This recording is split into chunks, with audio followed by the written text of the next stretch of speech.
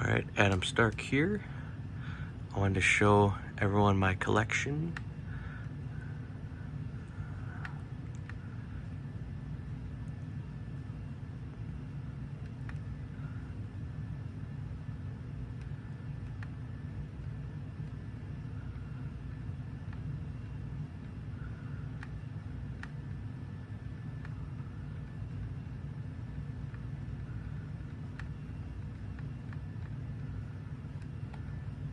Okay, I want to show you what I keep on my dashboard.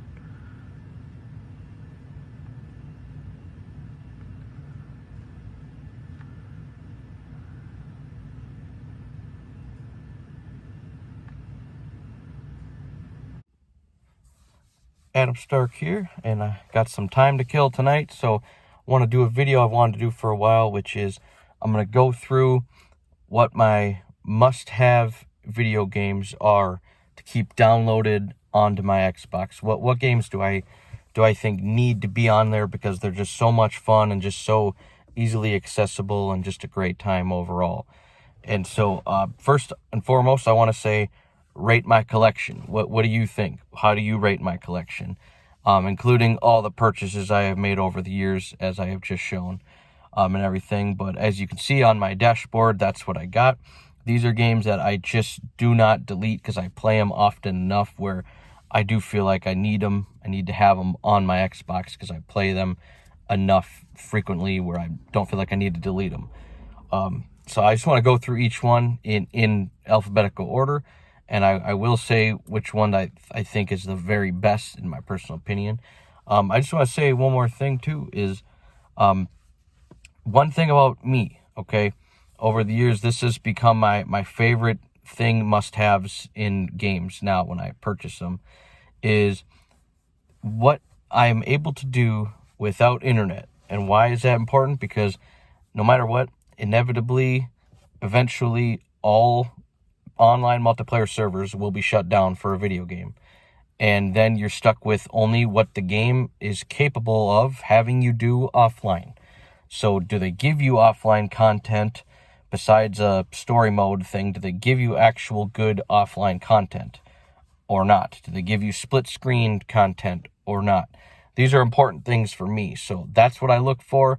That's what makes me love a game a lot, is that preservation, that knowing in 50 years from now, I can play this game, and because the game came out with offline, no internet required content to do, I can still enjoy it. Whereas when the server shut down, if that's all the game has is online servers, I can't enjoy it anymore. It's done. It's a dud. I can read the menu screen and that's it.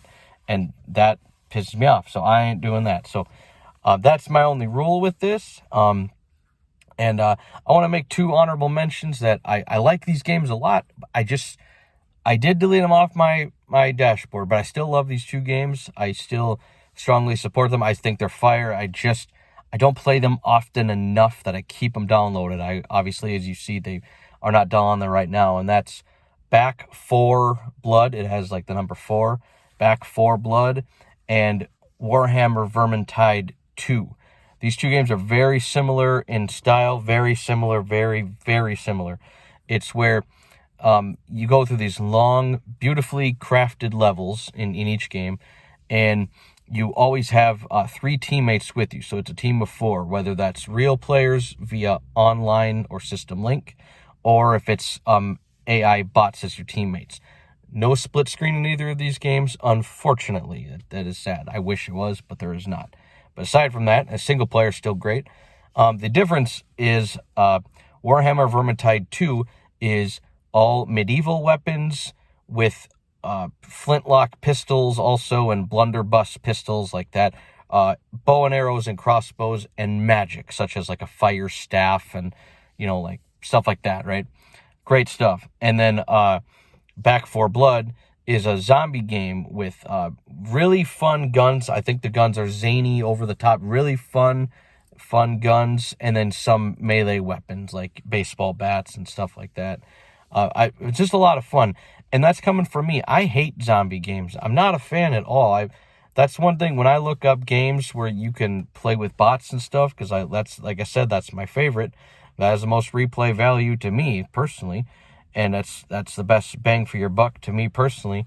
But zombie games always come up, and it's like I get mad because I'll be like, oh, I haven't heard of this game, but oh, it's a zombie game, and that's different. Because zombies generally to me are just not fun. They're boring enemies. I don't like them. I don't care for them. Back 4 Blood's the exception. They made zombies fun. They charge you. They have different forms and stuff, and I don't know what it is, but something about this game, they just did it right. And I like the randomness, how you get these cards at the start of each level that do different things to the environment, so it makes it more random every time, and a lot of replay value. Back 4 Blood's a great game. I have nothing bad to say about it. Warhammer Vermintide 2, again, a great game in a different fashion. You know, you're fighting with swords and axes and shields and large warhammers and stuff and spears, and it's a great time. It's so much fun. I mean, it's really fun. The negatives I will say about both of those games is the balancing of, if you're on an easier difficulty, your AI 3 teammates, they kill way too much. They leave you so little to kill yourself, and that sucks, because that's part of the fun, right? Is seeing what you can do, what damage you can do. And with that not happening, you know, it's kind of a shame, right? And then you go on to harder difficulties, and then it's like, yeah, it's harder, and yeah, your AI teammates do less, but then it's like, it should meet in the middle somewhere, because, you know, in both of these games, I wish there was just a simple, you know, team deathmatch practice mode or capture the flag practice mode or something. These games would rate a lot higher on my personal list, like rank-wise, if they had something like that in addition to the campaigns that they got. But that is no hate. That is just a simple thought that I have. That's all it is. Do not take that as hate at all. Okay? Now that that's said, I'm going to go through all these games just in alphabetical order of what I got. I'm going to explain why I love each one of these games so much, and why I feel like these are, for me personally, these are must-have games downloaded on my Xbox, because they are a lot of fun. I will actually throw this out too. Right now I'm rocking my Xbox One, but when I get the stronger powered Xbox, I will say that the 2 games that I own that I want to play on that are Call of Orathaku. I might be pronouncing that wrong, my bad, but from every video I've seen, it looks great. It's a full campaign with 2-player split screen also, which is nice. It's got melee, third-person melee weapons and magic and survival horror kind of thing. It looks a lot of fun, and I want to play that. And then there's a game called Outward, which is basically just what I said, but it's a beautifully crafted world and giant, imaginative. There is a massive difficulty learning curve in this game, and that's okay. I have no problem taking the time to dish out and learn it, but I just noticed when I play it on my Xbox One, it just doesn't run the greatest, and that's not the game's fault. So I'm not taking points or anything. It's just I know I'm going to enjoy the game a lot better when I get that on the higher powered, more powerful Xbox hardware system. So I just want to throw that out there. Whoop. Okay. I guess that just fell. But and forgive me, I'm tired, but you know, long day, but you know, I wanted to do this video for a minute, so let's get to it. Okay. Going in order here. So 9 Monkeys of Shaolin. This game is fun because, for those of you that don't know, Chinese movies are my favorite movies of all time. I own several of them. If you've seen my other videos, you can see my collection. And I love Kung Fu movies. I can't get enough of them. And so obviously because of that, I'd be wanting to get as many games that give me that feeling of these movies as I can. 9 Monkeys of Shaolin is pretty good. Now, I'm not a fan of side-scrolling games at all, but this game is still fun. I still find it fun enough that I'm going to... coming from me, if I have a side-scrolling game, that means you did a good job. Think of it like that, okay? And so that's what's going on. Oh, my gosh. Sorry about that again. Anyway, so, yeah, 9 Monkeys of Shaolin. It's got up to 2 players, which is really cool. So you can do up to 2 players, a shared screen or whatever, couch co-op. And you basically have bow staffs. I mean, you can switch to other weapons, but in general, it's a bow staff, and what I like about it is the fun, creative ways that you use them, and I think the enemy deaths are hilarious. The way that the last hit you do, it puts it in slow motion as they ragdoll die, and sometimes it looks really funny and stuff. But if you're in that mood where you just want to start whipping asses with the bow staff, Nine Monkeys Shaolin's a fun game. It's really cool. I like the art direction they did and stuff, and it's 2-player, which is always a big bonus for me when you got local co-op, local multiplayer in a game. So there's that one. All right, Absolver. This is a wonderful game. This is a lot of fun. I'm glad that although the multiplayer is so much better, at least they did give you an offline single-player thing to do. It's not nearly the same, 100%. I'm not denying that. But what they still gave you was good enough. What I love about this game is it's a third-person kung fu action fighting game, but it's really good for one-on-one fighting. And it's not like a generic, I don't like fighting games if it's like side by side, like Street Fighter, Mortal Kombat. I can enjoy those. I can play those with friends and have a few laughs or whatever. But I enjoy a deeper combat system than just something as simple as that. And that's what I get from these games that I have purchased that I got on here. So what I'm saying is, Absolver, what I love is you have a massive selection of moves to pick from. And I do mean massive. Okay, that's not an understatement. There is an entire deck, that's what they call it, where you choose every movement set for every type of move that you want to do, and I think that is fantastic. That gives you so many creative things to mess around with and stuff. You can make your moves completely unbalanced and unrelated to each other, and that's cool that you have the ability to do that. It makes the fighting fun. It's so cool. I mean, there's risk-reward moves, such as you could do an actual dodge where you jump 3 feet to the side or whatever, or you can do like a quick one where you're just bobbing and weaving basically, and if you do it right, you can land some big moves on people and stuff, and it's just great. There's no I don't know how to say that. There's no scripted counter moves where it's like press this at the right time. No, it's just like when you go for it, if you land it, you land it. If you don't, they blocked it or they dodged it, and then you keep going. It's just a lot of fun. One-on-one fights are just fantastic. There are weapons in this game. I don't really care for them, but they're there. You just get bonus damage with them kind of thing, and you can kick them out of their hands and stuff. It's just a lot of fun. I enjoy this game a lot for its single-player offline content, which is not as good as the online, of course, but that's with any game. But I still love it. Does a great job. All right, Borderlands 3. I love Borderlands 3. I love all the Borderlands games. I love the Tiny Tina Wonderlands games. They're great games. Me personally, I find myself loving Borderlands 3 the most. I think it has the best, end game plus one content where you start the game over, and you get different stuff going on and more content. I love that in this game better than I did in the Tiny Tina Wonderlands. And obviously, another thing, I'm saying this every time, split screen. That is awesome. That is so awesome. Borderlands 3 is the one game out of all the Borderlands games that, to me, it feels like a next-gen game, okay? The physics are great. When you shoot apart stuff and stuff, breaks down and decays when you're taking cover and stuff. And the alternate fire on some of the weapons are really fun. So cool. Now, Borderlands, what I love about this, too, split screen is my favorite aspect, obviously. But second to that, okay, is the guns are way too fun. I'm serious. Way too fun. The biggest range of guns ever in a video game is in this game. The most random guns ever. And random as in unrealistic. And that's okay. That is not an insult. I love that.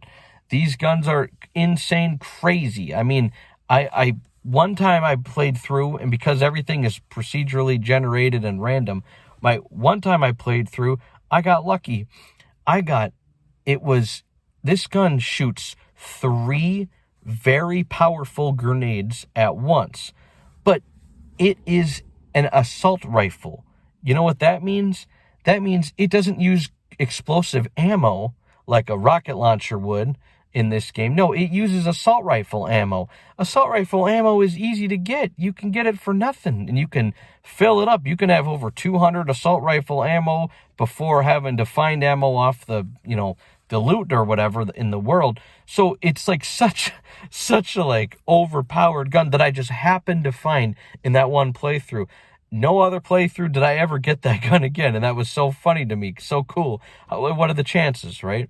You got snipers that shoot, electronic lightning bolts and stuff. You got pistols that shoot like 6 shooters, which are always fun, where it shoots as fast as you pull the triggers, so you can pull off some like cowboy standoff moves and stuff.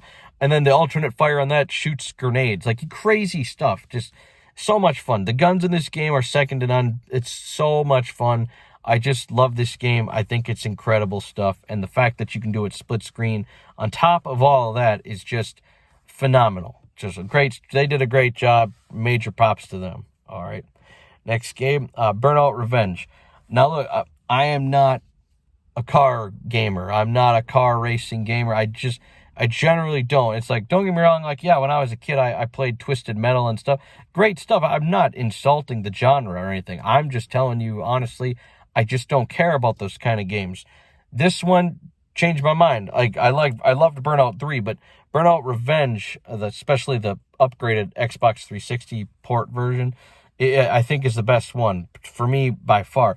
There's also split screen, big bonus there, as I'm going to always say every time. Burnout Revenge is just great for a car game because they made me like it. The hitting the traffic, I know it doesn't make any sense, but that's okay. It's a lot of fun. It doesn't have to make sense for it to be fun. It's a lot of fun. The crash mode in this, so much fun. The racing in this, it feels intense. Every moment is crazy, and you got to have amazing reflexes on some of the harder race levels and stuff like that. It's just so much fun. I have a blast with this game. It's a good time. You're in the need for speed, that adrenaline, and you want to just, knock cars out of the race and stuff. It's just so much fun. It's a great time, and it's split screen. What more could you want? All right, Call of Duty Ghosts. I am going to save that one. Yes, I am going to save that one. Trust me, I'll be back. All right, the next two are also Call of Duty games. Now, I'm going to say this right off the bat, just to distinguish the differences here, as I love these 3 games very much. I do recommend these to anybody. The only way I could imagine you don't like these games, in all seriousness, is if you just are one of those people that just hate violence or hate guns or something. But this is video games. I mean, that's what it is. It's not, you don't have to think about it like in a realistic, sad type of way or whatever. It's a video game. It's entertainment. It's not real. It's fun. But just saying, that's how I could understand. To me, that's why you wouldn't like these games. And keep in mind, like I said before, I'm talking about the offline content, the no internet required content, the final state of the game, but without internet now content of the game. Call of Duty Ghosts, Call of Duty Infinite Warfare, and Call of Duty World War II. Okay? Now, the thing with these 3 games, they all have excellent, and I do mean excellent, split screen, offline with bots gameplay. So much fun.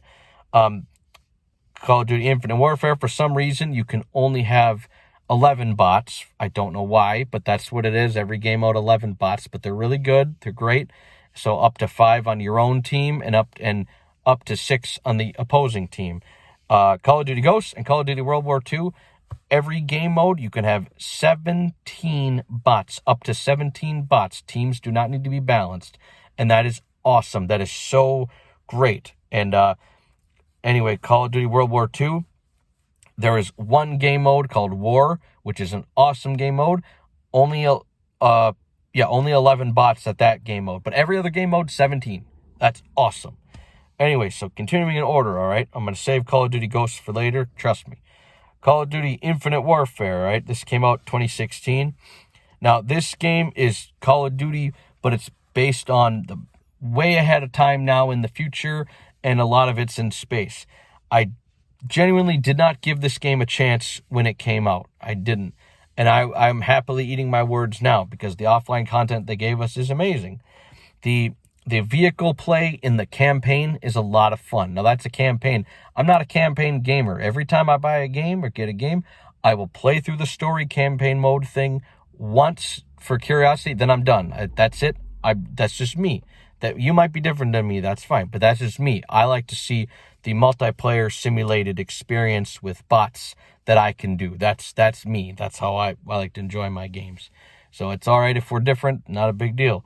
But Infinite Warfare, what I love is the movement system is so awesome. It's peak. It's one of the best movement systems in a game, period. You get those jetpacks and stuff. You can fly through the air and you can run on the walls and stuff. And I love the maps, like how they have some in Earth, some in space, some in like futuristic looking towns. And they did such a good job with that. The guns are so much fun because you actually feel like you're in the future. I own Black Ops 3, okay? You saw that in there. That was the game the year before. That game was also in the future or whatever, but all the guns were, ballistic rifle ammo kind of guns, right? Whereas Infinite Warfare has those, but it also has futuristic laser shooting kind of guns. And in a good way. I'm saying that in a good way. It's so much fun. It feels like you're in the future in this game. But Infinite Warfare, keep in mind, they took 3 years to develop this one game, this game. They took 3 years to develop Infinite Warfare because they had all that time to get the physics, to change the physics, because now you're in outer space, to get the physics right, to get the guns feeling right and stuff. And they really refined the guns over all the years, and they've done an excellent job. Infinite Warfare is great. The only downside is, for whatever reason, you only get 11 bots. I don't know why, but that's the only thing I can say negative. But Infinite Warfare, it is a ton of fun. The weapons are great. You feel like you're in the future. The special abilities and stuff are all fun. It's just a great time. All right, Call of Duty World War II, going in the complete opposite direction, obviously, based on World War II, obviously. Now, taken apart, obviously there's historical inaccuracies and stuff as far as, like, the guns, too. I'm not pretending for a second that, like, they nailed, like, how realistic the guns are and stuff. I'm not going to pretend like that's the case. I'm not, I promise. I'm just simply saying the game is a lot of fun. And it feels different. It doesn't feel like Infinite Warfare. It doesn't feel like Call of Duty Ghosts. It feels like its own game, and in a good way. And the bots are also just really great in this. 17 bots in every game mode except War. But every other game mode, 17 bots. That's awesome. Split screen. That's awesome. So much fun. And the maps are beautifully, wonderfully created. The weapons are a lot of fun. And, it's just a good time. I don't know. It's a great time. I enjoy it. It's an amazing shooter. All these years of improving the formula, it's great. Now, online, you say whatever you want about Call of Duty games online. I'm not going to argue with you because I understand the frustrations. There's campers, there's cheaters, there's mods, and so I get it. I'm not fighting you on that, but that's not what I'm talking about. I'm talking about playing these games offline without internet. They're a blast. The bots are fun. They're not cheaters. They're fun. They play the objectives, and I mean that literally. I'm not trying to big up, something. This is real. They play the objectives. They try to get you, but they're not aimbotting, all that crap. Because you look through my list. There's other games, Call of Duty games, that I have, and yeah, I enjoyed the online of them, but the offline sucks. Modern Warfare 2019, those bots suck. They're stupid. They run in a single file line when you play Search and Destroy, and you only get 11 bots in that game for every game mode. It's stupid. Single file line. It's stupid. Okay, and even that aside, they're clearly aimbotting. It's not even funny. What's the point of playing if they're just going to automatically aimbot, shoot you, one bullet, you're dead? That's not fun to me. Not at all. Whereas in these 3 games that I got, Call of Duty Ghosts, Call of Duty Infinite Warfare, Call of Duty World War II, in these 3 games, the difference is they don't aimbot. They try to kill you. They shoot at you and do that and stuff. But it's not an automatic guarantee one-hit kill like they do in Modern Warfare 2019 and in, what was that other one that pissed me off? Cold War and stuff. No. And it's none of that crap, right? So, but, I'm just saying. Call of Duty Advanced Warfare. I love that game. I played that game online. Oh, it's a good time. It's a great time. You go to offline. Some game modes are restricted to 11 bots, and some will let you do 17. It's just random. I don't know why. But you can tell there's a difference in the level of timing that they took to make the programming for the bots. You play with 17 bots in Advanced Warfare, and it sucks because I'm not saying it sucks totally. You can still have fun. That's not what I'm saying. But in comparison, because 3 of the bots, they stay in your base and they just crouch and just do nothing. They just watch for someone to come by. And I noticed that they're stale. It's like the game couldn't handle that many bots, so they just programmed 3 of them to not do much. It's really weird, really bizarre. Why? I don't know. I'm just saying it like it is. So in case you're wondering, well, how did Adam land on Infinite Warfare over Advanced Warfare and Black Ops 3? There's your answer, right? So I'm just keeping it into perspective. All right. Now the next game going on the list, Easy Red 2. This is a World War II game. Now, the only negative about this game is you cannot play it on weaker hardware. On my Xbox One, this game freezes a lot. And I don't mean the game crashes. No, I mean it freezes, as in it will stop me mid-combat and I'll still hear the game, and I'll have to wait maybe 5 seconds, and then the game will continue playing. And it's like, I don't know. The game just apparently shouldn't have been released on weaker hardware and stuff. But whatever, that's not the game's fault. So I'm not saying it like that. I'm just giving you a perspective, all right? And that light looks great. But Easy Red 2, that aside, this game is fantastic. Now, this is a realistic World War II shooter. And I mean realistic in every sense of the word. You could play as every single faction in World War II. Yes, every single faction you can think of. And yes, I'm going to say that again. Every single faction in World War II. Every country that is represented in World War II is in this game. They took attention to detail. They took it very serious. The weapons, the grenades, the way things operate, the artillery weapons, you have to have someone load it, and then you turn and you shoot it. And you can do that in first or third person view. In this game, everything is first or third person view. Although on the feet on the ground, like just as a infantry, that you don't want to do third person because the aiming's not the best. But first person view is just fine on that. But vehicles, you can do first or third person view, and they all look absolutely wonderful in first or third person view. They look great, and they're a lot of fun. Realism in this game, they took it to a whole new level of realism, and I have much props and much respect for them. It's a little janky. I'm not going to pretend like this is perfectly whatever. There's a little janky, and it's a little, I don't know, little goofy at times. Sometimes you can tell it's not perfectly polished, but it's still an amazing game. That doesn't take away from the gameplay and the experience itself. You can have a lot of bots on screen on your team and on the enemy's team. A lot. I'm talking maybe 60 or something. Like, there's a lot. There is a lot. There is a lot. And that's awesome. Very realistic. You die very quickly and stuff. And that's a good thing. I'm not complaining about that. There's destructible environments. So you can blow up buildings. You can put holes in walls, which is so cool. I love it when games have that ability, but you can actually put a hole in a wall or just completely flat out destroy the building altogether. You can do both of that in this game. That's awesome. All right.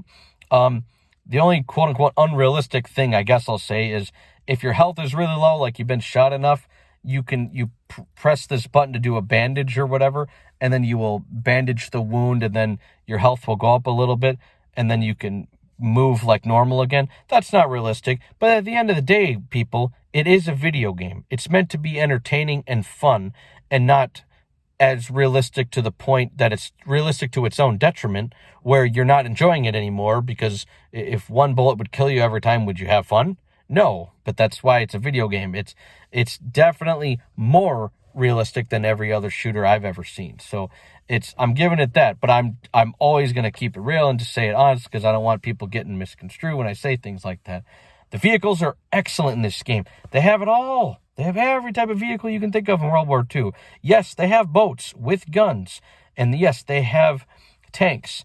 And yes, they have Jeeps, Humvees, and my favorite, of course, they have airplanes. Awesome stuff. First or third person view, the airplanes are so much fun. Dog fighting is so much fun. Shooting at the enemies on the ground, strafing through the battlefield, seeing if you can get lucky and get someone or drop a bomb on someone. So much fun.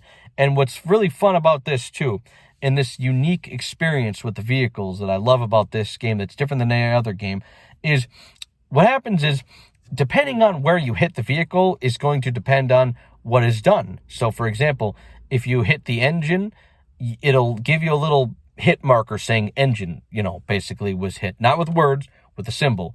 Or it'll say, like, you hit the tire structure, so they're not going to be able to move. You can immobilize a vehicle and not destroy it, is what I'm trying to say, which is so cool. And you see that damage done to you, like it'll tell you what damage has been done to your vehicle and stuff. And another thing I absolutely love about the vehicles in this game, again, is you have a crew in it. So if you want to be the tail gunner and have the AI computer be the pilot, you could be the tail gunner and they can do the flying. That's awesome. And you can switch right back and be the pilot again. That is awesome. You can be in the tank. You can be the turret gunner on the top. You could be someone in the back as a passenger, or you could be the driver of the tank that also controls like the cannon and stuff. And the cannon very realistically moves. It's not an instant shoot. No, you gotta crank that sucker to get it to move. And the sheer amount of vehicles is impressive. The realism and the attention to stuff like that, having the crew and stuff, is so much fun. It's great. That's the strong part of this game, is the vehicle combat is just excellent. There's squad commands that you can do. That's really cool. I always love that in video games. Props to that. The one thing I don't like, and I don't know, maybe I'm in the minority here, but this is just something I don't like, is this. You have a button to zoom in by holding the button to go under the iron sights. That's a common in most first-person shooters. No problem. But then there's another button you press after that to zoom in once again. It's like your little focus mode. That's really annoying to me. Okay, you tell me if I'm wrong. Maybe you think I'm stretching that and it's not as bad as I say it is. You let me know. But you hold left trigger, which is very common, to use the iron sights. So you're zooming in. Then while you're already holding left trigger, you have to press the down arrow on the D-pad to do another zoom, and then you can start actually shooting and getting people and stuff. I don't like that. I wish it was just one button. That's just my thing. It's not game breaking. It's just a little annoyance that I felt like mentioning. And people tell me if I'm wrong. That's all right. I want to know what you think. Okay, and I also like that in this game you can lean to the side when you zoom in. I love when games do that. I love that diagonal move to the side stuff. I love when games do that. Very few games do that, and I just love that. So that is so cool. Just so much fun. Easy Red 2 is great. It has a map editor, which is so freaking awesome. It is very hard to do, at least on Xbox. I don't know about PC, but on Xbox, it's so hard to figure out. It is so hard to make it and figure it out and get it to actually, do what you want it to do and stuff. But, practice, get it right, make what level you want. Make put the bots on the map, make their behaviors known, what you want them to do and stuff, and add the vehicles. It's great. It's just the campaign part of it is better because it's just set up where you're good to go or whatever. Whereas the map editor, I don't know, that's tough work. And maybe that's just me. Maybe I'm just not the best at designing that stuff. I don't know. But you tell me what you think. But Easy Red 2 is a great game. It has the realism factor, the massive battles factor, the massively destructible environments factor, and the great vehicles and vehicle crew factor. All great stuff. Love it. All right, next I got Elder Scrolls Oblivion. I used to have Elder Scrolls Skyrim too, but with all the mods I got, I don't know what happened, but the last time they had an update on that game, my games just they crash. Like, I don't know what's going on. I've tried deleting mods. I've tried starting a new game. They crash. I don't know what that is. It's probably just because my Xbox now is too weak or whatever, but it wasn't before that update for the anniversary update. So I don't know. But anyways, Oblivion, I always said this, between Elder Scrolls 5 Skyrim and Elder Scrolls 4 Oblivion, which game is better? To me, Oblivion. But here's the catch. There is no mods in Oblivion on Xbox. If you play on Xbox on the Skyrim, you can use mods. Therefore, it is infinitely better because you have mods. But just base game, I loved Oblivion way better. I really did. The story was great. The music is beautiful in both games. I love the music in both of them. It's just a fun time. I love the freedom you get, the first or third person view. I love the guilds and the side quests in Oblivion. And I really hate that they didn't do this in Skyrim. In Oblivion, not only do you have the hotkey, right, instead of a favorites list, you have the hotkey of the 8 buttons on the D-pad you can press to quickly switch to whatever. But you also had a quick use button, one of the bumpers. So if you have a sword and a shield and you want to shoot a fireball, press that quick use button from the hotkey, fireball. You don't have to switch your sword out or your shield out to equip a fireball and do a fireball like in Skyrim. I'm sorry, but that annoys me every single time in Skyrim. And even if it's not a combat thing, even if it's just like a health thing or a night vision, use your night vision spell or power or whatever. Why, Skyrim? Why did you do that? I loved it in Oblivion. You just had a button you could use for your other action that's not your left hand or your right hand, but you're like a spell or something. It was great. I had no problem with that. It's like, come on. But it doesn't mean I don't love Oblivion. I do. I just, I have to have a lot of mods and stuff. And so that's what I got to say. I love the story. I love it. It's a fun time. Everything. Base game, though, Oblivion all the way. I love that game. It's a great time. All right, next year, Family Feud. What can I say? Yes, I really do wish it was Steve Harvey, but for whatever reason, they don't have Steve Harvey, the best Family Feud host of all time, in my opinion. They don't. I don't know why. But anyways, Family Feud, it's just fun. Play that with the family, play that with friends, have friends over, play Family Feud. It's fun. It's just a good time. It's a trivia game. What do you need to know? It's just a fun time.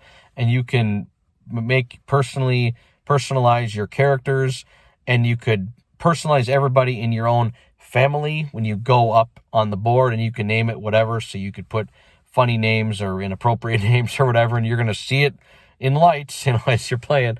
It's just fun. It's a trivia game. What do you need to know? It's a trivia game. You just have fun. Okay. Next is the Four Kings Casino. I love casino games. Now, this technically is an online-only game, so I'm cheating a little bit on this one, but I like casino games. It's a lot of fun. It's just, if you like casino games, and this one you do need internet, but it's like 1 gigabyte. It doesn't take up any memory at all. It's like, what? But I love how they have, even have a bingo hall in there, and all these table games and stuff, and high stakes. It's just, it's a fun casino game. I wish this game existed, but with realistic graphics and offline without internet. That would be the best, but ceases to exist at this point anyway. All right, next, Gears of War 3. All right, so I got to tell you this.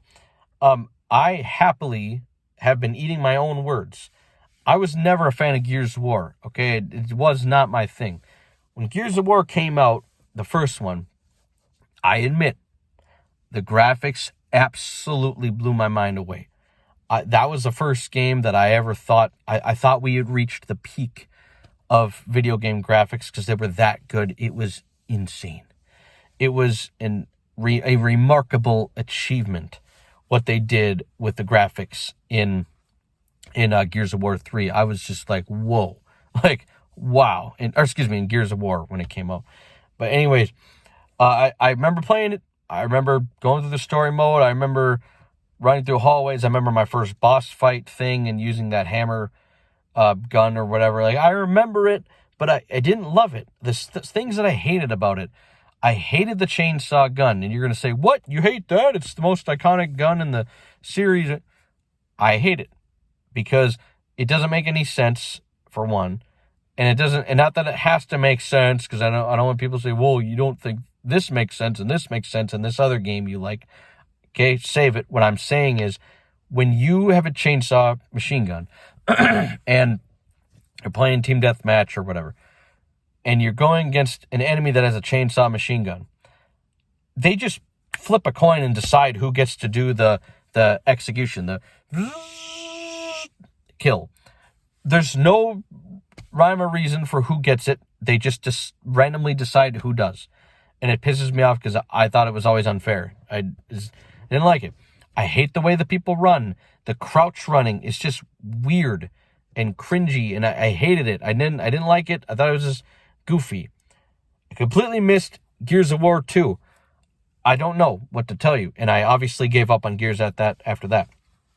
Then, after doing research, seeing there was like 5 or 6 Gears of War games, and now the 7th one's coming out, and looked back on it, and people were saying that Gears of War 3 has amazing bots, and I'm going, wait a minute, that game franchise that I gave up on all those years ago has amazing bots. I'm like, what? I had to look into this. I was like, this game has bots?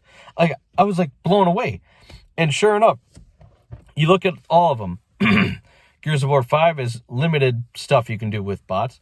Gears of War 4 has whatever, and Judgment has whatever. But 3, everyone says, no, bro, Gears of War 3 is incredible. The campaign, the teammates you have, those bots are incredible. And then they said that you can do split screen campaign, and you can do split screen every single online multiplayer mode with bots in split screen. And I was like, no way, that is awesome. Made me a fan. I bought it, I played it, I loved it, and it's been on my library ever since. That's so cool that they did that. And they added the Horde mode. This is Gears of War 3. They said this is the best Horde mode they've ever had. And I'm loving it. I'm having a great time. It's awesome. And then the spin-off of calling it Beast Mode, where instead of being the people, you play as the creatures. And playing as the locusts and the creatures is so cool because you get all these different assortments of playing as the enemies in Horde mode. And it's like so cool that they took the time to do that. And it's everything I said is split screen. Just, excuse me. That is so cool. So, having a lot of fun with Gears of War 3. I happily ate my words, and I love Gears of War 3 for the offline content and the split screen for anything content. Great job. All right, the Halo Master Chief Collection. All right, so I got this in full, including Halo Reach and Halo ODST. I do like all the Halo games campaigns and the split screen in them, excluding Halo 5. I've never played Halo 5. I don't care to. Besides that, but I love the split screen campaigns in all the Halo games. I think they're great stuff. I love it. I always wished so badly that the Halo games had offline bots for their custom games.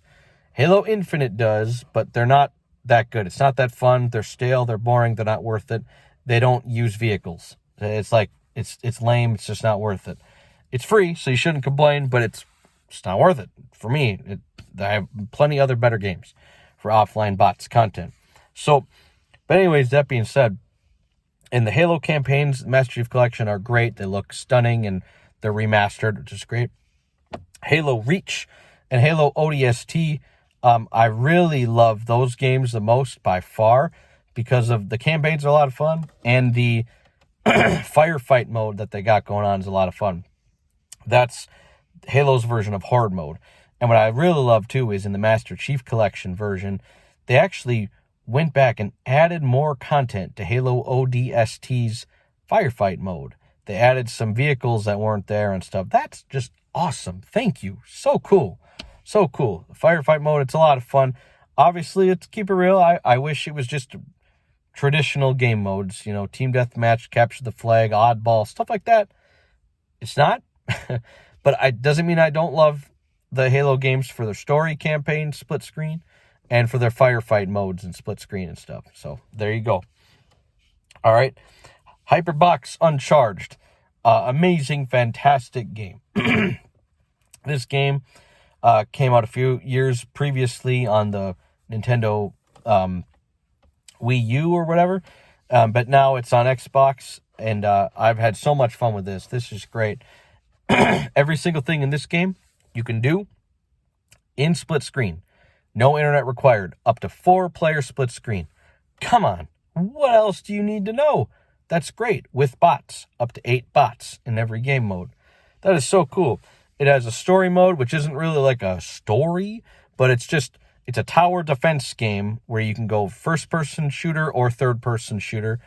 Tower defense, where you strategize a little bit on protecting your bases as you get attacked by enemies, and there's bosses, and it's a lot of fun. And of course, the unique aesthetic of you're the size of a toy, and each level is in a realistic looking place, like a bedroom, a bathroom, an aisle in a toy store, or a laundry room, a kitchen, and stuff like that. You get my point. But you're the size of a toy. So you're instead of being buildings like skyscrapers or cabins or houses, no, the things that are really big are like normal things, like somebody's pair of shoes, somebody's computer screen or television screen, somebody's chair. You get my point. So a lot of fun. Every single game mode, up to 8 bots. Or up to 7 bots. 8 players total, but up to 7 bots. That is so cool, including like capture the flag and stuff like that. And, they call it capture the battery. But they got all that going on, and it's split screen. No internet required. Just awesome. What more do you want? Okay. All right. Next here, I got I'm not going to name all, but I got the Jackbox games. It's very simple, man. The Jackbox games are just incredible. I love them. And you have family over, you have friends over, and you all get your phones out. Yes, you need internet, okay? But you get your phones out, and you join in the game room or whatever, and there's so many different trivia games, art games, guessing games, what do you want to call it? Competitive, goal-orientated trivia games, goofy stuff, funny stuff. Make your own inventions. And there's just so many weird games, but weird in a good way. Excuse me. Yeah, it's been a long day. But a lot of fun. Jackbox games are incredible stuff to play with the family. And friends have a good laugh, burn each other a lot. It's just a lot of fun. Next is Jurassic World Evolution 2. This is what I call my favorite idle game. That's what I'm going to call it. It's just a fun sim. Graphics are incredible. You can see all sorts of different camera angles. You can zoom in. Everything looks just amazing, impeccable. All the new animations put into this game are really nice. It's a nice change up from the first one. The fights look more natural now, not so clunky, I guess you could say, and they're more exciting. The random behaviors are really fun, and I'm not saying it's perfect. I mean, once in a while, you're going to be like, yeah, I've seen that animation before, But it's a lot of fun. It's a good time. I like the chaos in it. No pun intended, but I like that. And it's just a good dinosaur game. It's a fun time. It's fun experimenting, trying new things, making your park with the sandbox mode with a lot of customizable options. Just doing fun, crazy things and seeing what kind of cool stuff you can come up with and everything. And, you can have it playing in the background when you're not actually holding your controller, and you can just spectate, basically. Leave the game idle. You can set up the teams that you've hired, quote unquote, in the game to do tasks for you. So you can see, are they going to do a good enough job as you would be doing if you were holding the controller and doing it manually? Are they going to keep up? Or you can be that guy if you want to and do every task involved if you want, basically, is what I'm saying, which makes it fun. It's varied. There's a lot of choices in it. And if you're somebody who likes to, create things, map edit and stuff, this is a lot of fun too. So that's what I call my favorite idle game. Just good time, good stuff. So, all right, next game. This one is 100%. This is for when you got kids over, for me, okay? When you got kids over for my family or friends' kids and stuff, this is a good one. Lego City Undercover. Basically, it's just a funny and fun split-screen Lego game. It's a good time. It's a fun adventure. This is a really funny game. This The writing in this is just top notch. So funny. It's a great comedy in this, and you can tell that they've put a lot of thought into it. They, copied from a lot of different movies and pop culture references over the years, but it's all fun. It's a fun time. It's hilarious. There's no stress in this game. The vehicles are a lot of fun too. You can get in car chases and stuff, and it weirdly has a lot of similarities to Grand Theft Auto 5, where it's an open world game where you have, helicopters and boats and vehicles, and you can free roam and stuff like that, except it's split screen, and except obviously, it's not M-rated, and, nobody like dies and stuff, obviously. But the split screen free roam element in this game makes it stand out, and I think it's a lot of fun. I'm not going to lie, I don't really play this game by myself, but when you got kids over, this is a fun thing to do. It's a fun time. So just a funny game. You got to give the writers credit. They did an excellent job. All right, so next game here is Lego Star Wars The Skywalker Saga. So to be clear, this particular Star Wars game, I do think you need to be a fan of Star Wars to enjoy it, unlike the others on my list I'll get to that I got on my dashboard. But Lego Star Wars Skywalker Saga, I gotta say, the physics is so much fun. This improved the Lego formula for me personally. Everyone's pretty divided on this game, but I think they've made the combat and the exploration so much more fun in this game. I really mean that. I like the fighting. I like the shooting. I like how you can free aim now, and it feels pretty good. I like how you can dive and roll and stuff, and it kind of have some slow motion moments, kind of like, Max Payne and Matrix kind of stuff. I'm not saying to a major extent, no, but just that they have it. The melee combat is a lot of fun in this game, and if you're someone using melee who's a Jedi, you can also use the Force. And what I love about it is because it's a Lego game, there's so many different environmental things you can use, which makes the fighting more fun, because you could just melee everyone in your path or whatever, or you can use the Force and pick up random things and chuck them at people, and it's so much fun. I wouldn't tell you that if I didn't mean it. Like, that's so much fun. I love doing that. I love finding things in the Lego world in this game to break and throw at my enemies and stuff. It's just fun. It's a good time. The only complaint I have is some of the levels were done better in the original Lego Star Wars games. Like Episode 2, why didn't I get to fight against Jango Fett the first time on Camino? Like, I thought that was weird that wasn't included. And just little things, okay? Like Episode 5, I felt like some stuff was missing, but little things. But overall, it's just the combat and the free aiming system makes up for it, obviously, or I wouldn't keep it on my dashboard. And the split screen is great. Split screen stuff. I'm never going to not tell you that. I love split screen in games. This game does it very well. And I also got to say, what I was not expecting is how much fun the spaceships are. The flying the spaceships, the combat, the spaceship levels and missions are so much fun. When I'm flying and I'm shooting with it and zooming in and speed boosting with my spaceships, I don't feel like I'm in a Lego game. That's honestly how it feels. It feels great. And so that's a compliment to this, because that's not even like one of the main parts of this game, but I enjoy it a lot. I do. I think it's great.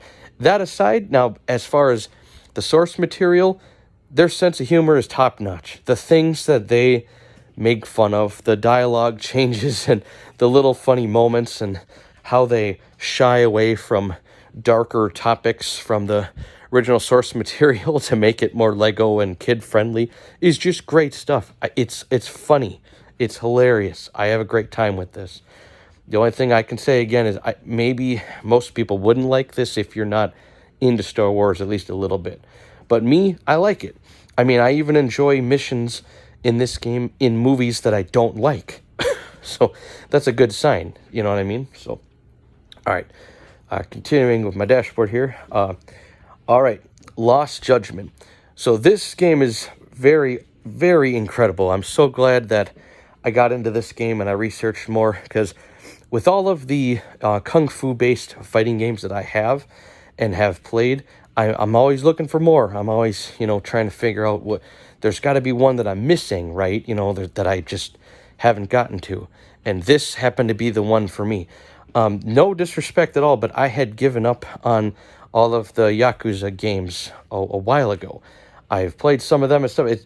There's nothing wrong with them. I just felt like, they're just not as good as the games I've already been playing. They're not as good as my Absolver or Sifu, and I'm like looking for them. I'm trying to see, because people love them. I love, when I read the reviews online, people have said the story mode and stuff are so great. People have cried. Like they said, they said the game is that good, some of these games, that they're so beautiful that people have cried and stuff. And that's awesome. Me personally, I'm not much of a story person. I do like story, but for me, it's more about the gameplay, always. For me, it's more about the gameplay first. And so when I was playing all these different Yakuza games, I thought they were just too goofy. And again, this is just my opinion. I know this is, I'm in the minority here, but in most of these Yakuza games, I hate when you do weird things like you punch someone and then they just float in the air and they allow you to keep on punching them again and again while they keep floating in midair. I don't like that. I don't. I understand that no video game is ever going to be perfectly, somewhat realistic, and I get that. I'm not saying it should be and should be even close to that, but what I am saying is I want it to look like a good fight, like it could be a good movie fight, is what I want. And so I hate that air floating weird stuff, and I just, no, that's, so when I found Lost Judgment, I was blown away, and I'm so glad I looked into this. I understand this is technically a spin-off game, but it's made by the same folks and all that, so I'm calling it a Yakuza game, but everything has improved from the first game called Judgment. Everything. This came out 3 years later. It's like they literally took everything from Judgment, listened to the criticisms, and just perfected it and refined it perfectly in this game, the sequel. And that's awesome. That's all I could ever ask for.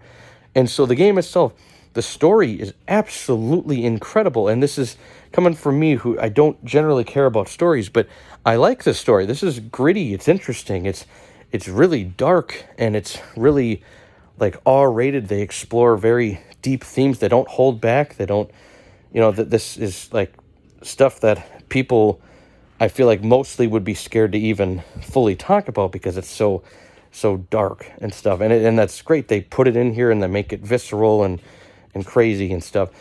And so the combat, though, is what I love about this game, because what they did, I have to commend them so much for it. They managed to make it so when you are picking your upgrades and your abilities and stuff that you get when you gain XP and SP points and all that stuff, here's what makes this game work for me as opposed to the other ones, is based on what you decide to purchase is how your fighting is going to be. What do I mean by that is you can buy the unrealistic, crazy, zany, over-the-top, very overly animated, even magical type of fighting stuff that I don't want in a kung fu game. Or you can completely ignore all that, and you can just play and buy the stuff that makes it like a more real impact, like fighting game, where it's like there is no floating people in the air, there is no fire balls and like crazy stuff. And I'm sure there's people out there that love that. I don't. I want my fights to look cool, to look like it could be somewhat of a real fight, minus the fact that this is done by like somebody with the reflexes of an actual ninja, basically. Like these fights look amazing. The different fighting styles look amazing. The DLC in this game is amazing. I love all of the different special moves and X actions and stuff. I think it's just incredible, and it really flows well with what you're actually doing in the world, as in it's seamless. It doesn't break away and like change the camera angle to the point you're like, yeah, and this no longer looks like where we were just fighting to activate this cutscene, this quick time thing.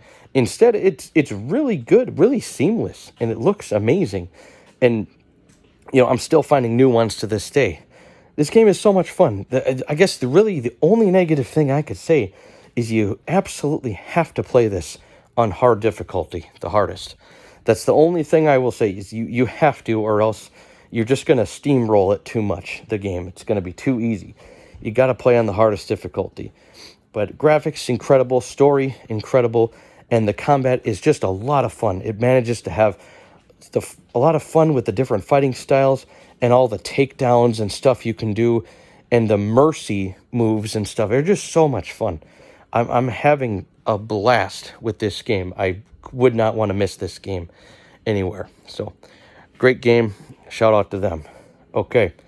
Next game is Mountain Blade 2 Bannerlord.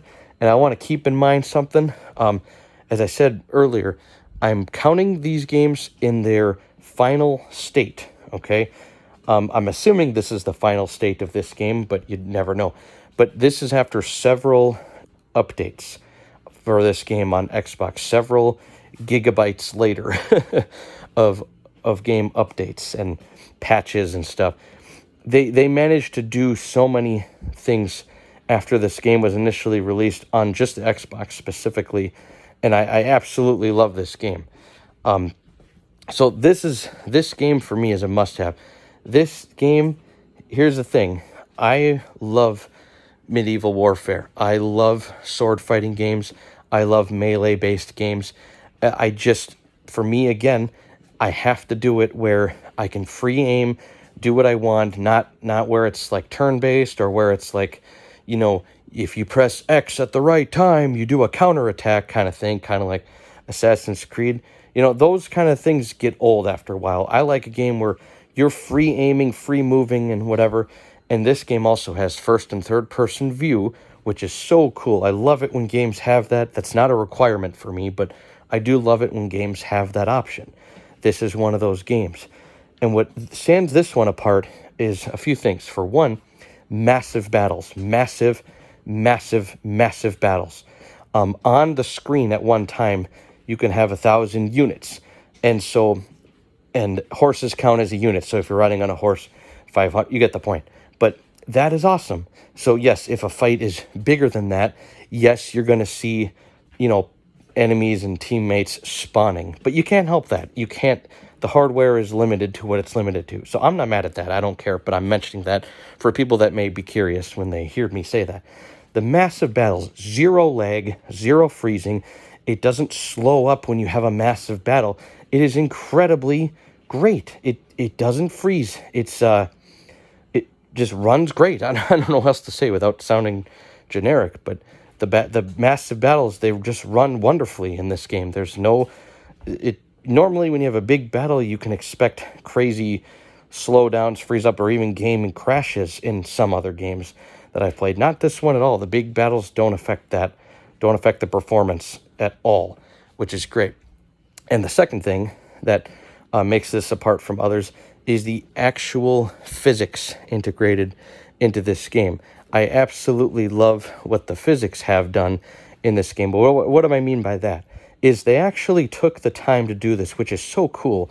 I doubt many other games have done this to this degree. I'll give you an example. Let's say you have a long two-handed battle axe, okay? Like a really tall one, right? Now, when you swing it to an enemy, right?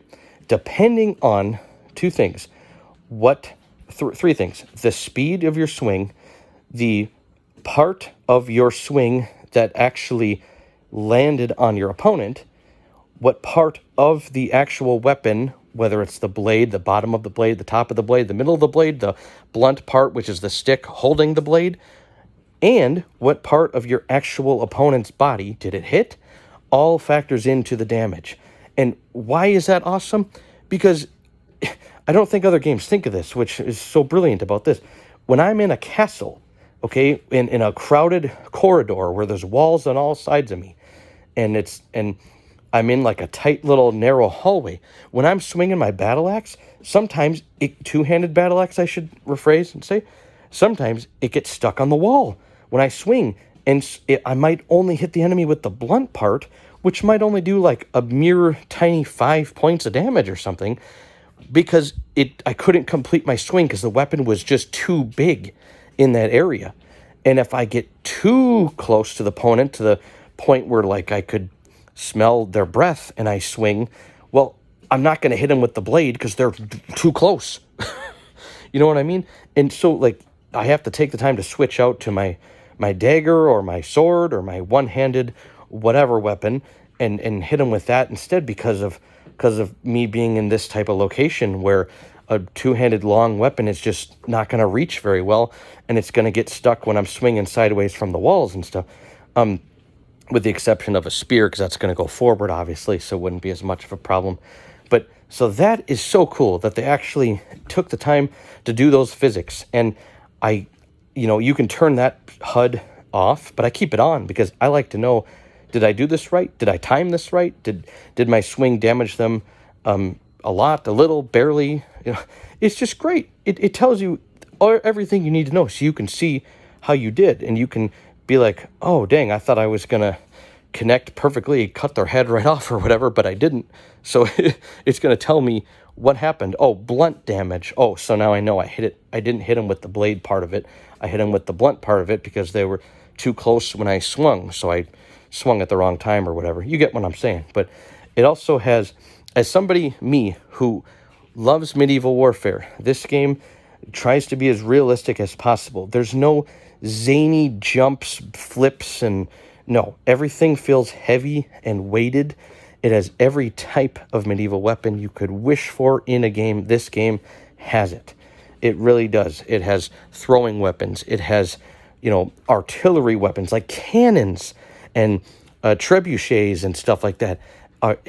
It's got medieval artillery. You can, oh my God, it's just insane how much stuff that they have, and it perfectly does it. Now, if that wasn't enough, it has my favorite blocking system in any video game ever.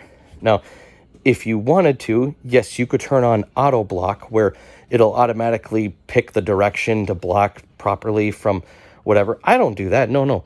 I like it where I have to block in the direction of where they're attacking. And since one of these last updates, they did a great, amazing job of improving the enemy AI, because now they are so much less predictable. When you played it on easy, they would really show you, they would show you like 3 seconds before they swing that they're going to swing from up high, so you need to block up high with your weapon, if you're not using a shield. But if you're just blocking with a weapon, so you have like more than enough time to like know where to block. Whereas now, thanks to these updates that they've done, great job, developers, you have to block in the direction of where they're coming, and you don't have as much time because you're playing on a harder difficulty. They're less predictable. They will now cancel. They'll swing and cancel and try and swing from the other direction to throw you off. It's awesome. It is so cool. It's just a fun time. They absolutely did a great job mastering medieval combat, making it feel good without stupid things I don't like, such as quick time events and what else do I say? Like where when you see the enemy flash, if you press X, it'll do a counterattack move. No. This is, you're doing the moves yourself. You're not relying on some system to do a mini cutscene for you when whatever. It's all done on your own, and that's so cool. And you have so much freedom in this game to go around, do what you want. You can be a trader yourself, and you can make a whole living in this game by trading goods yourself. You can screw up the economy by doing certain things. You can declare war. You can make policies. You can take prisoners and sell prisoners, or keep prisoners and recruit prisoners, and you can make your whole army be bandits and scoundrels and stuff, which is so cool. And now here's the thing. I have a few little gripes about this game, but overall, it's all good. So for one, I'm always going to say this, no split screen. Now, it is what it is. That's most games today, and it is what it is. That happened. What do you want me to say? That happened. It's not a surprise. That just tends to be the case.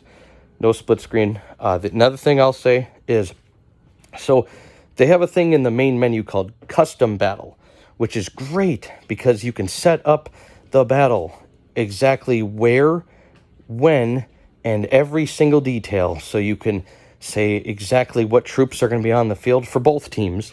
You can say what kind of weapons for both teams. You can say the number of troops or units for both teams. Every little detail. But there's one problem that I hate, that I wish they wouldn't have done, and this pisses me off, is eventually if a team gets low enough of their units compared to the other team, they will surrender and retreat. Now, that pisses me off because, hey, I understand that in the story mode. It should be that way in the story mode, and it is in the story mode, because it's, again, this game is trying to be realistic, and that's great. I respect the fact that morale is a real thing, and it's a factor in this game. But this is custom battle. This is not the story mode.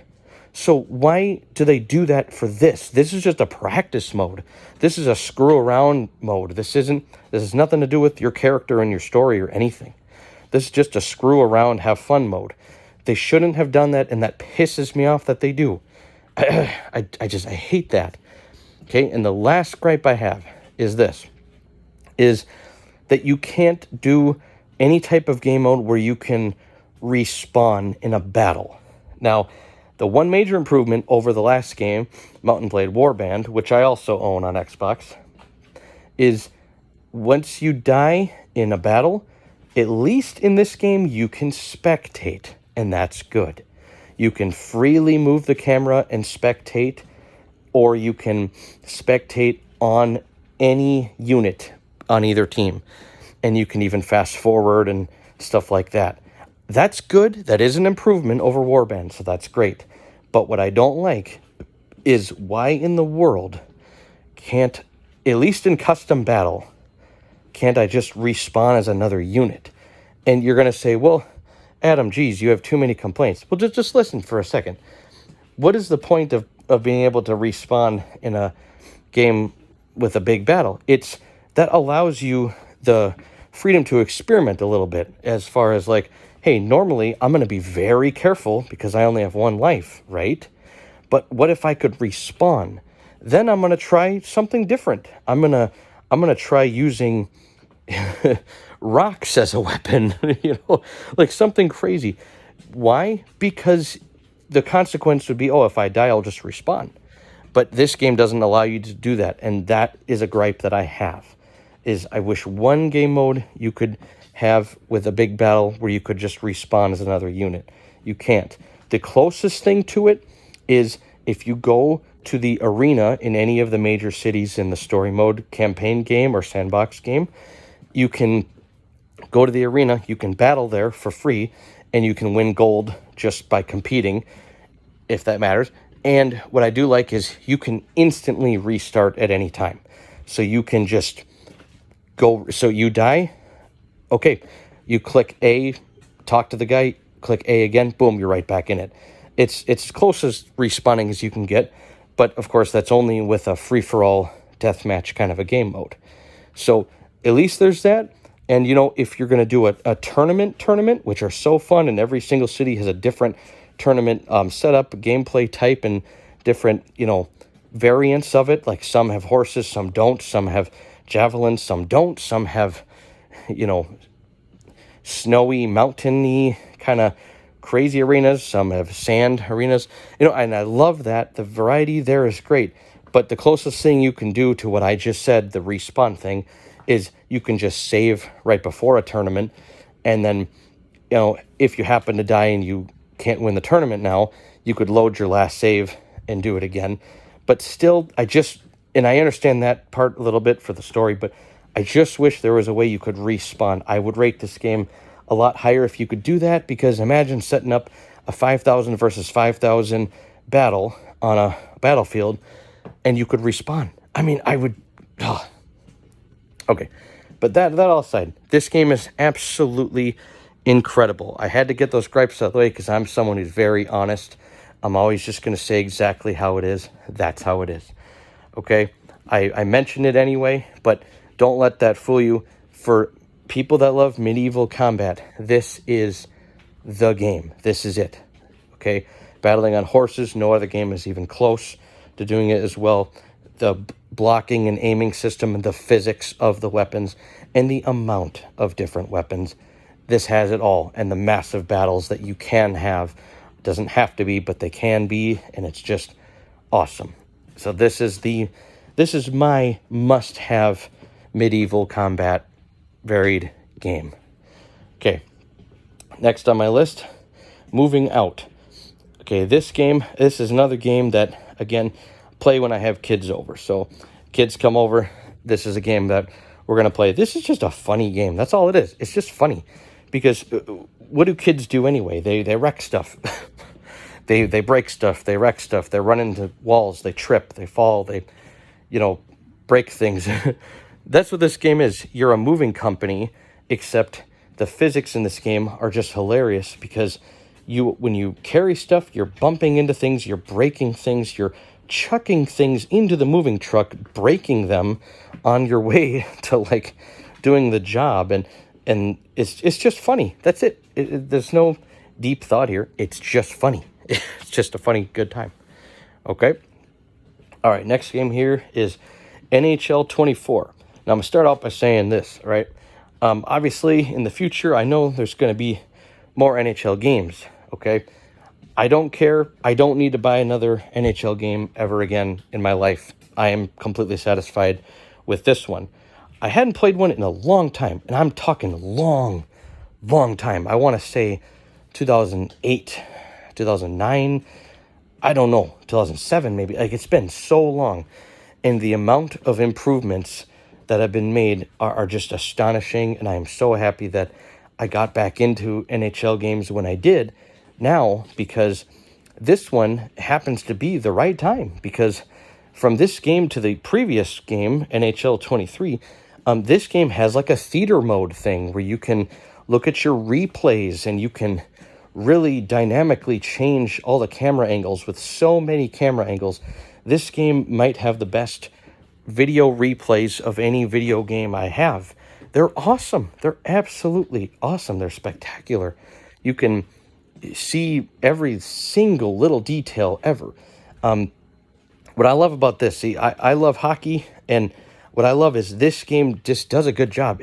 The physics are awesome. And you're going to say, well, duh, what do you don't think there's going to be physics? Well, you got to understand, I haven't played this kind of a game in probably 15 or 16 years. So now the physics, I'm saying, are so good from what I remember. I'm just happy. I like when the puck physics, it looks like it's really real.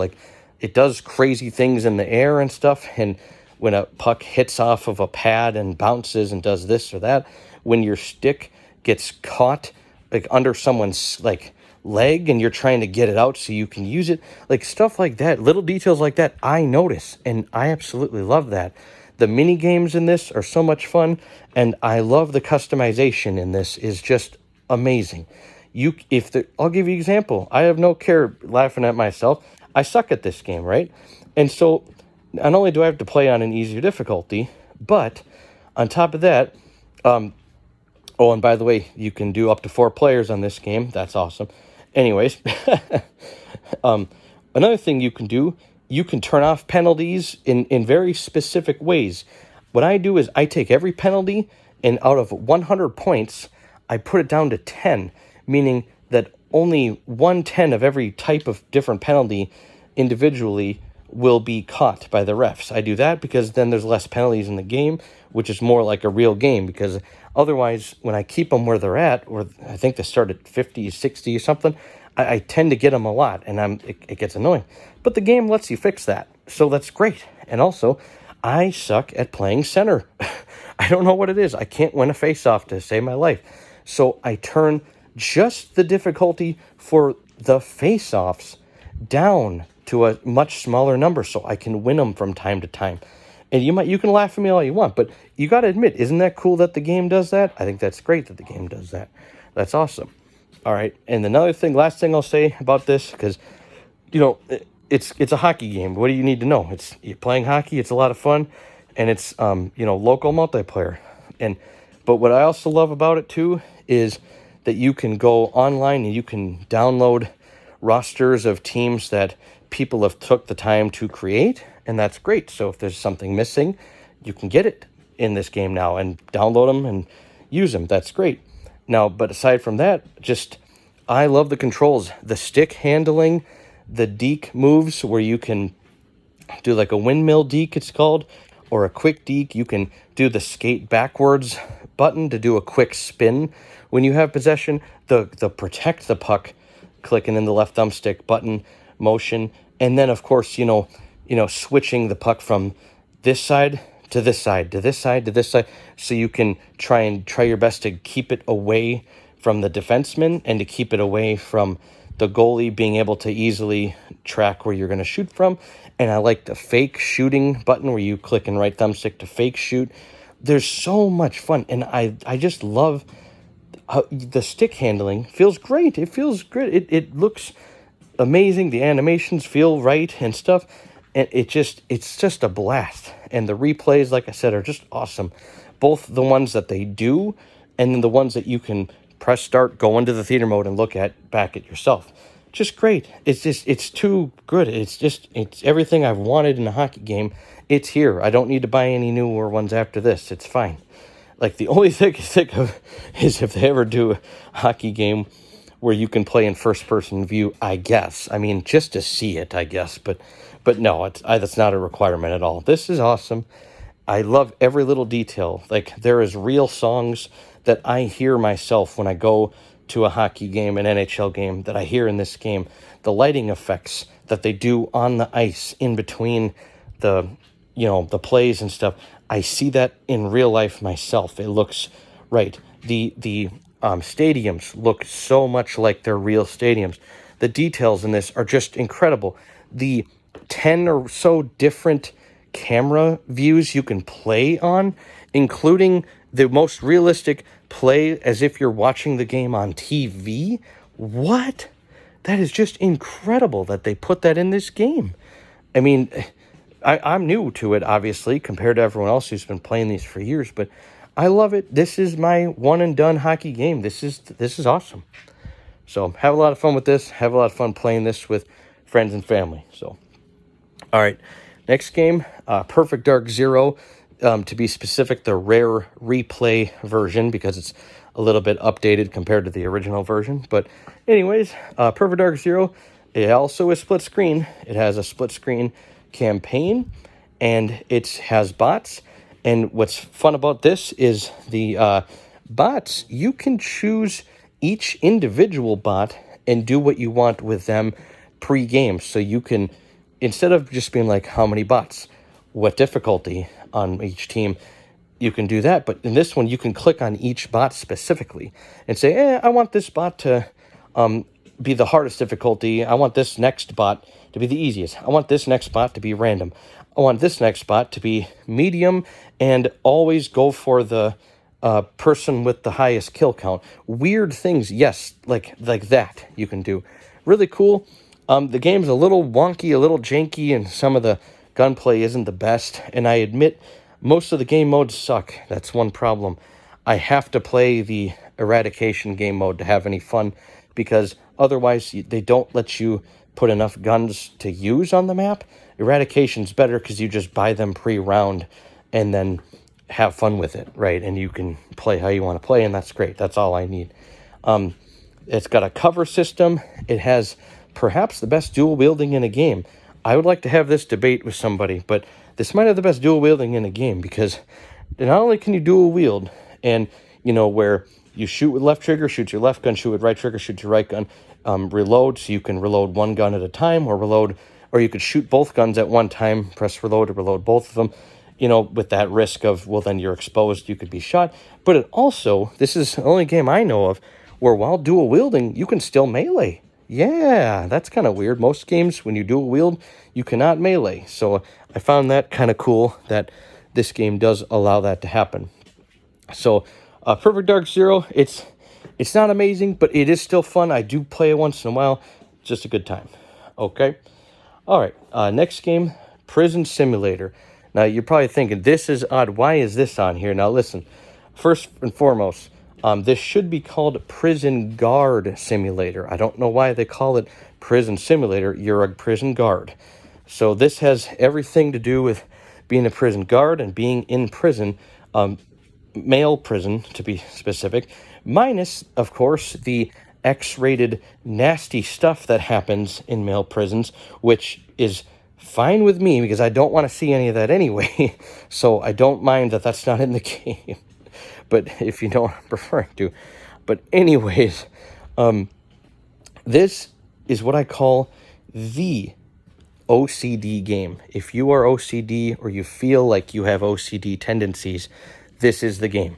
This game has you doing all sorts of tasks, mundane tasks, patrolling tasks. You're going to redo the same task after task after task after task again and again and again till your eyes bleed. And you can do them lazily. You can thoroughly search each inmate's room, or you could just be like, yeah, I searched them, trust me.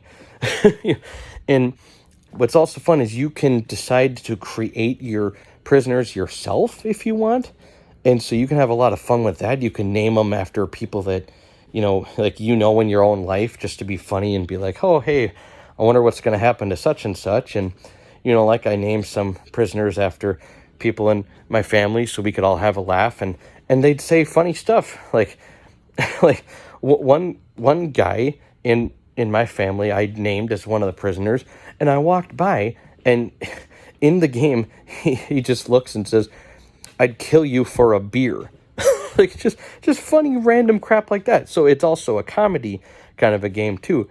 But what's really fun about this, again, it's mostly the OCD aspect of why I think this game is really good. But on top of that, all right, it's the choices. So you can be the standard prison guard, or what's the word? You can be the model prison guard, where you don't let anybody get away with anything, where you completely rule the prison with an iron fist. You find any contraband, you're taking it. You're not letting them talk you out of it. You are punishing every prisoner for any tiny little infraction they do, and you can freely take your nightstick out and just beat the crap out of people. You can literally swing your nightstick on their face and just knock them out for no reason if you really want to. This game lets you do weird stuff like that. Or you can be a corrupt prison guard and try not to get caught by the other guards, and you can take drugs, and sell them, and you could do missions for inmates and earn trust with them. You could help them cover up a murder. Like, you can do crazy things if you want to make it more fun that way. I like to have two different playthroughs. I like to have one where I'm super serious, honest prison guard, model prison guard, and I like to do one where I'm the corrupt one and I'm trying to get away with, helping a whole drug empire, kind of a crazy thing. And it's just a lot of fun. It's good OCD. It's a lot of fun. It's extremely random, good time. Okay. All right. Next game is Quake Arena Arcade. So this is awesome. I do not know why this isn't split screen. I gotta be honest, it makes no sense. But that aside, Quake Arena Arcade, this is basically, it's the best version of the video game Quake 3, because it was remastered for the Xbox Arcade, and it backwards compatible, and also included brand new maps that were never in the original game. So this is the best version of it, which is great, and it's another offline first-person shooter with bots. So it's awesome. What more do you need? Why do I love this game? It's an old school arena shooter, and I love those. It's just too much fun, man. I once in a while, I like to go back to a simpler time and play an old school arena shooters. There's a lot of them, and ones you're thinking of, I probably like them too, but I really like this one. This one's really just a good time. The AI is really good, really smart. They know their maps really well, and the boss fights and stuff are fun. It's just a good time. Okay. Next is Quake 2 Remastered. Now this is awesome because it is a 2-player split screen also, and it's fun. Actually, it might be 4-player split screen. I don't remember off the top, but anyways, not important. What's really also fun about this game is the guns are just fantastic. This is some of the best guns in any game, period. No, I'm not going to retract my statement. I still say Borderlands 3 has the best guns because of the infinite possibilities of guns, obviously, like I said before. But you know what I mean. What I'm saying is what you can pick from are just a lot of fun. And Quake 2 Remaster also has all of these DLCs from back in the day, including brand new ones, already included in-game. You can do a 2-player split screen, co-op campaign stuff, and you can even do survival mode. You can do playing with the bots, with the exception of, for some unknown reason, you cannot do bots with capture the flag, which is annoying. I don't understand that. But if you do System Link or you do split screen, you can play capture the flag with just human players. But otherwise, you can do deathmatch or team deathmatch or co-op campaign split screen with bots and stuff, which is great. So another old school game, just in a little bit different variety from Quake Arena Arcade, but it has that split screen stuff and some better guns, in my opinion. But okay, next game is Red Faction Remastered. That's what they called it. It's a remastered version of the Red Faction. And what I love about this game is the number one. Oh, I'm sorry, I forgot to say Gorilla. Red Faction Gorilla Remastered. Jeez. It's been a long day. I'm tired. But anyways, this game is the number one game for physics. This is the number one game for physics of all time, unless in the future something beats it. It's right there on par with like Battlefield Bad Company 2 and stuff like that. And that's awesome. Now, I wish there was bots modes like Team Deathmatch and stuff like that. There is not. You can do that online only. They didn't make bots for that, no. But it has a free roaming story mode, and you get to, go through Mars, use some vehicles that are pretty cool, some mechs and stuff, and you can, take out enemy bases and stuff and fight. And it's, I'm not gonna lie, it's not incredible or anything. Like the gunplay isn't the best or anything. The weapons aren't the best, but the physics is so unique that it's just a mindless, entertaining game where you don't have to think. You're just having fun the whole time. You use like realistic weapons, and the physics literally react in real time to the actual thing that you're doing in a very specific manner. It is nothing as a preloaded, this is going to blow up and fall the same way every time. Nope. Every single thing, every single inch of each object is rendered to, act as it's supposed to with real physics, if that makes sense. And so, you can use grenades, rockets, you can run into it with a vehicle and it'll realistically react how you hit it and the speed and stuff like that. But on top of that, it has unrealistic science fiction weapons, which makes it fun because that changes it up, right? You can shoot it with like a lightning gun and, break the walls down with your giant sledgehammer, use your lightning gun and, burn the walls with it. You can completely level buildings once you have appropriately taken off enough of the support at the bottom holding the building up to level it down. And you can die if you're in that crumble, and that's really cool. Then you got things like these, I forgot what they're called, but there's these black hole grenades or whatever, where it creates a small black hole and sucks everything into it, creating some really dynamic, even more interesting physics effects. So, oh man, it's so much fun. The physics, second to none, incredible in this game, just good mindless fun. All right, then I got Rock Band 4. Obviously, I have the equipment for it, so that's just a fun thing to play with friends, music game. I mean, what else is there to say? Just fun. And a lot of good DLC music for that. So you can have fun, or you can be a horrible singer and have fun in a different sense, Okay. All right, next here is Shadowrun. Not to be confused, there's another game called Shadowrun, completely unrelated to this one, but I'm referring to the 2007 Shadowrun that came out on Xbox 360 and luckily is backwards compatible. And it also came out for a specific type of PC, and they even had crossplay at the time with that specific type of PC. I forget what it was. Not that that matters, but point is this. Offline bots, that's awesome. That's what I look for every time. 15 bots, because you can do up to 8 on 8. No split screen, unfortunately, but whatever. That's just how it is. And so what I love about this is, in this game, it was one of the first games where they really tried hard to combine first-person shooter with also having magic as a thing. And I respect them so much for what they tried to do. Excuse me. I'm going to take a quick drink. 1 second.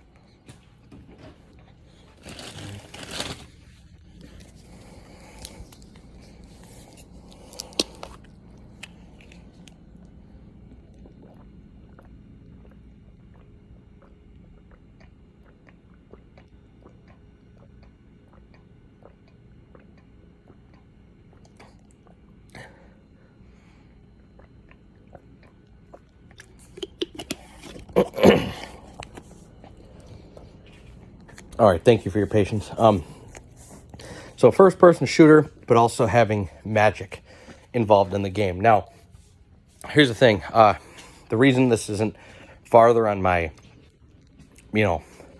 favorites or whatever, I still like it. I still play it, obviously, but I just wish a few things. One, I'm telling you, there needs to be more guns. That's one thing I think about every time I play this.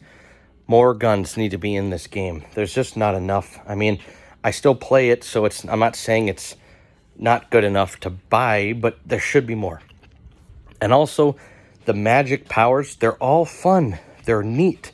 They're all unique from each other, but I do wish there was more damaging kind of magic, if that makes sense, where you shoot somebody with magic and it hurts them.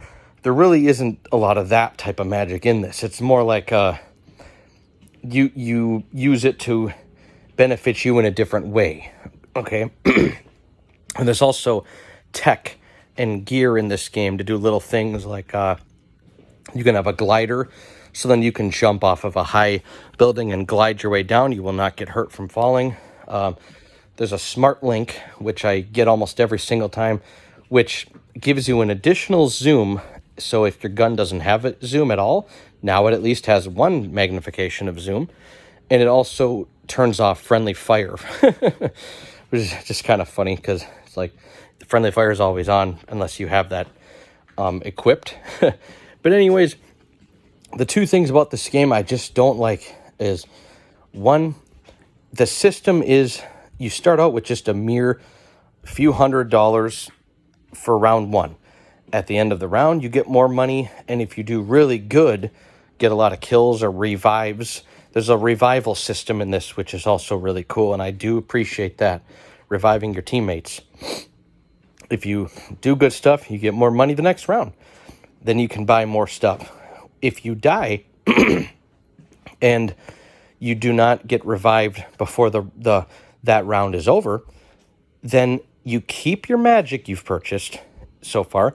You keep your tech you've purchased so far, but you lose all your guns you've purchased. So you're stuck with just the regular default pistol. And I understand there has to be a system like this for its mechanics to work. I get it. But it makes the first few rounds boring sometimes because it makes me not want to buy a gun until like round 3 or 4. And that's stupid. I'm sorry, but it is, because especially if you're playing on the hardest difficulty, you're most likely going to die. So why buy a gun? You're going to lose that money and not have anything purchased when you get to round 2, 3. So that's one thing I hate. If they would just allow you to customizably select your startup for your game, hey, let's start out with 2,000 cash instead of 500. Something like that. Okay, we would fix that. But the real problem, not enough guns. I'm sorry, but there's just not enough. I like what's there, but I wish there was more. Okay, there is a pistol, a shotgun, an SMG, a one-shot rifle kind of thing. I should say semi-automatic rifle. There is a sniper rifle, a rocket launcher that nobody needs to use. There is a sword, which is good if you can heal yourself. Kind of cool. And if you use the wired reflexes tech, your sword can deflect bullets back at your opponent if it's equipped. It's like there's cool things, but and there's a minigun. But I just wish there was a few more guns. I'm so serious. You have no idea how much more I would love this game. There was just a few more guns to pick from. All that being said, though, I still love this game. I still play it. So, it's still fun. I just wish there's a few things it had, and I would like it. But the magic is fun. Sometimes I'll play as the dwarf because they have the most magic. So, holy crap, you can revive like 6 people in one round and have magic left over, basically. And it's like, holy crap. Or you could play as something that doesn't have a lot of magic and then be more focused on tech or something and maybe only use magic for the healing tree or something. You get what I'm saying. Okay. All right. Next is Shaolin versus Wu-Tang. So this is, I know earlier I said, I'm not a big fan of 2D side-by-side fighting games like Mortal Kombat, Streets of Rage, Tekken, stuff like that. But the reason I love this game is because I absolutely love Kung Fu movies. This game has 27 Kung Fu depictions of people in Kung Fu and Wuxia movies. They just don't call them that because of copyright reasons, but you can clearly tell who each character is. And their special moves are very appropriate to their characters for their respective films. And all the locations in this also, not only they look great, but they have music from their films. It's really cool. And this game also is 2-player. It's fun. That's all. It has that fun. Okay, next is Sifu. Okay, Sifu is an amazing Kung Fu game. This game has, excuse me again, this game is just really great because the fighting feels good. The movement feels very fluid. The influence of Jackie Chan movies and Bruce Lee movies is very clear and evident here, and they made no secret that was their influence.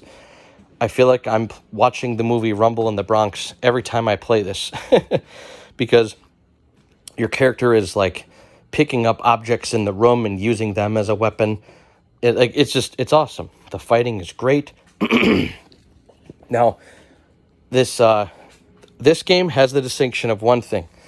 It has the best enemy AI out of every Kung Fu fighting game I've ever played. This game does. Okay?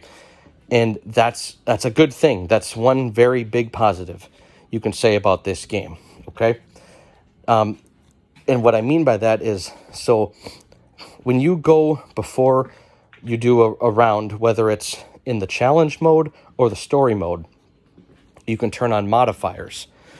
And some of them are things like make the enemies attack independently from each other. Or, hey, guess what? Every enemy has a randomized move set. That is awesome. Why? That makes it every time so much different. You can't look at your enemy and go, okay, that's enemy archetype A, so I know what they're going to do, so I'm going to block and counter. And nope, not anymore. You don't know, making it more random and more fun. So that is awesome. The problems with this game are this. So for one, it's a hard game. Excuse me. And now the reason I'm making that a point to say is because when you successfully do things, you earn points that you can use to buy other cheat codes called modifiers. Now, they didn't release all of them at once. The game updated. They made new ones. The new ones, I realize I cannot get because I already spent what I had on the ones that were already available. And now I'm like trapped because I suck. You can laugh if you want, but so I'm not able to buy the ones I really wanted to get now. And it's like, that's not fair to me. Like that pisses me off. It's a little annoying. Okay. The other thing is the story mode's too short. Look, there's a replay value, there's secret areas and stuff, but it's too short. 5 levels is not enough. I'm sorry. I know you love this game. I know you love the levels in it. 5 levels is not enough. And I honestly do not like the 5th level. That sucks. That one's short. It almost looks like it was rushed. There's not much to it. Okay? The 5th final level. Right? But they should have done a little better at that. What I like is in each level, it goes from a modern day area, urbanized building area, to magically, and not in a bad way, but magically going to like ancient times kind of a thing. And that kind of science fiction element's just fine with me. It's cool. Makes the fights interesting, and that's cool. So great stuff. These seamless takedowns and stuff like that, and mechanics and stuff. A lot of fun, great challenging. So this game feels like a kung fu movie, pretty close. Now, there's only other thing I got to complain about is why, unfortunately, but there is only one fighting style, excuse me, which obviously is the one that you play as, okay? No, it's not that it's a bad style. Of course it's not. It works. It's great. I have fun with this game. But look at, like, Absolver. How many can you pick from? A ton. Look at Lost Judgment. Look at Sleeping Dogs. All the different types you can do. Give me 1 second. I'm taking a drink.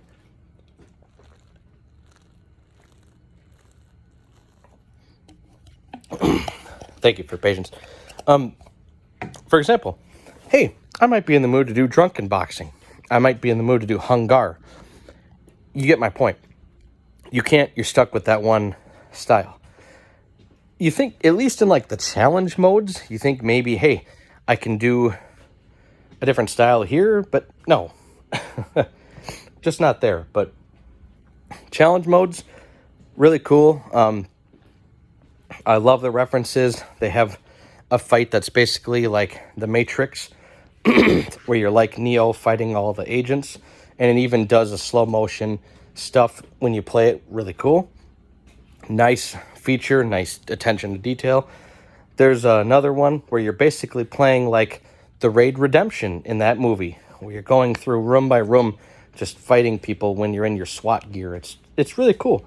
Okay, great game, great kung fu action-esque game.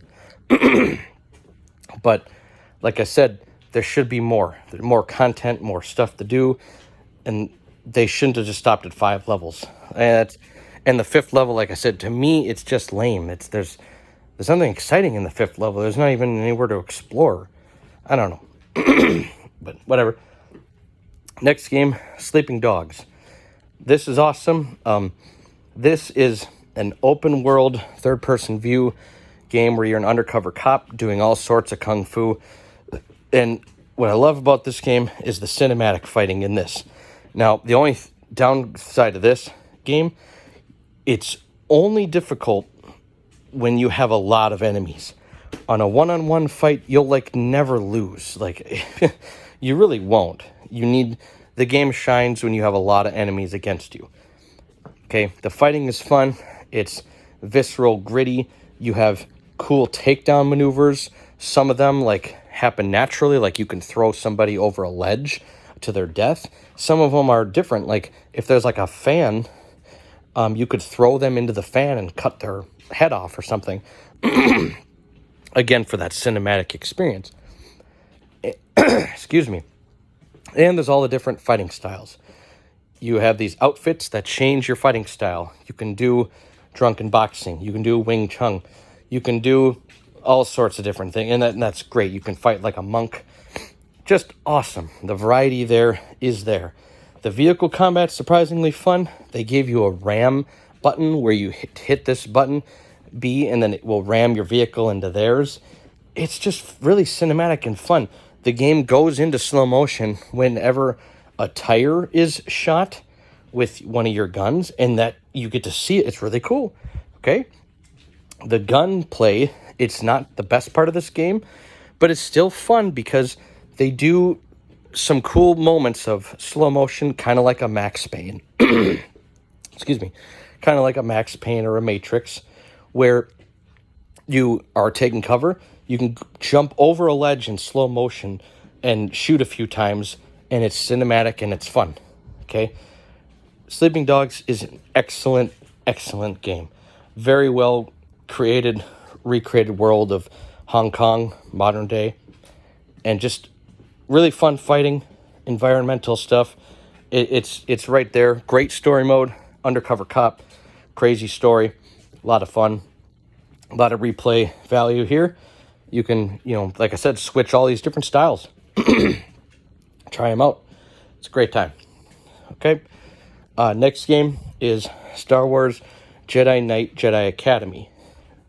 This is awesome. Now, I'm not going to act like the AI is amazing here. It's not. Okay. But for one, it is split screen. Awesome. You do need to play on the hardest difficulty. I promise you. And you do not need to like Star Wars to love this game. I promise. You really don't. It adds to it, of course, but you don't need to. You can look at it as just a sword fighting simulator if you want. So you can even turn off all the force powers in this game and just fight with just weapons only. And that's what I usually do. And in split screen, all these different game modes, and that's awesome. And really great. So what really works for this is they created, all the way back in 2003, they created a great system that plays just awesomely, where you free aim where you want to aim, you swing, and the blocking happens automatically. So you just have to be aiming where you would want to block, and then you will block that. So, it works, and you can flip, do back flips, and you could forward roll. You can switch your stance so you could swing faster for less damage. You can do a balanced version in the middle, or you can do a slow but really strong sweeping strikes, or you can have dual wielding 2 lightsabers, or you can have a staff lightsaber like Darth Maul has. And then there is guns in this game, but I don't really care for them, and trust me, it's not needed. But all that with split screen and bots. Only up to 8 players total, bots filling in the blanks for humans, but that's awesome. It's a good time. Got to play on the hardest difficulty to enjoy it at all, but it is a good time. Then if you want to turn on the force powers, it's like a completely different kind of game, really. And you got to be really careful, because on hard difficulty, they will choke and use force lightning and do all this crazy stuff, so you got to be watching. It's just a great time. Okay, the next game, I'm going to get to this one at the end with Call of Duty Ghosts, which is Star Wars Battlefront Classic Collection. Okay, keeping in mind, I am referring to the final state of this game, because the 3 updates they did were absolutely incredible, and they have made this game so much, incredible. What they did is, I'm going to get to it. Why don't I just stop? All right, give me 1 second. I'm going to take a quick drink.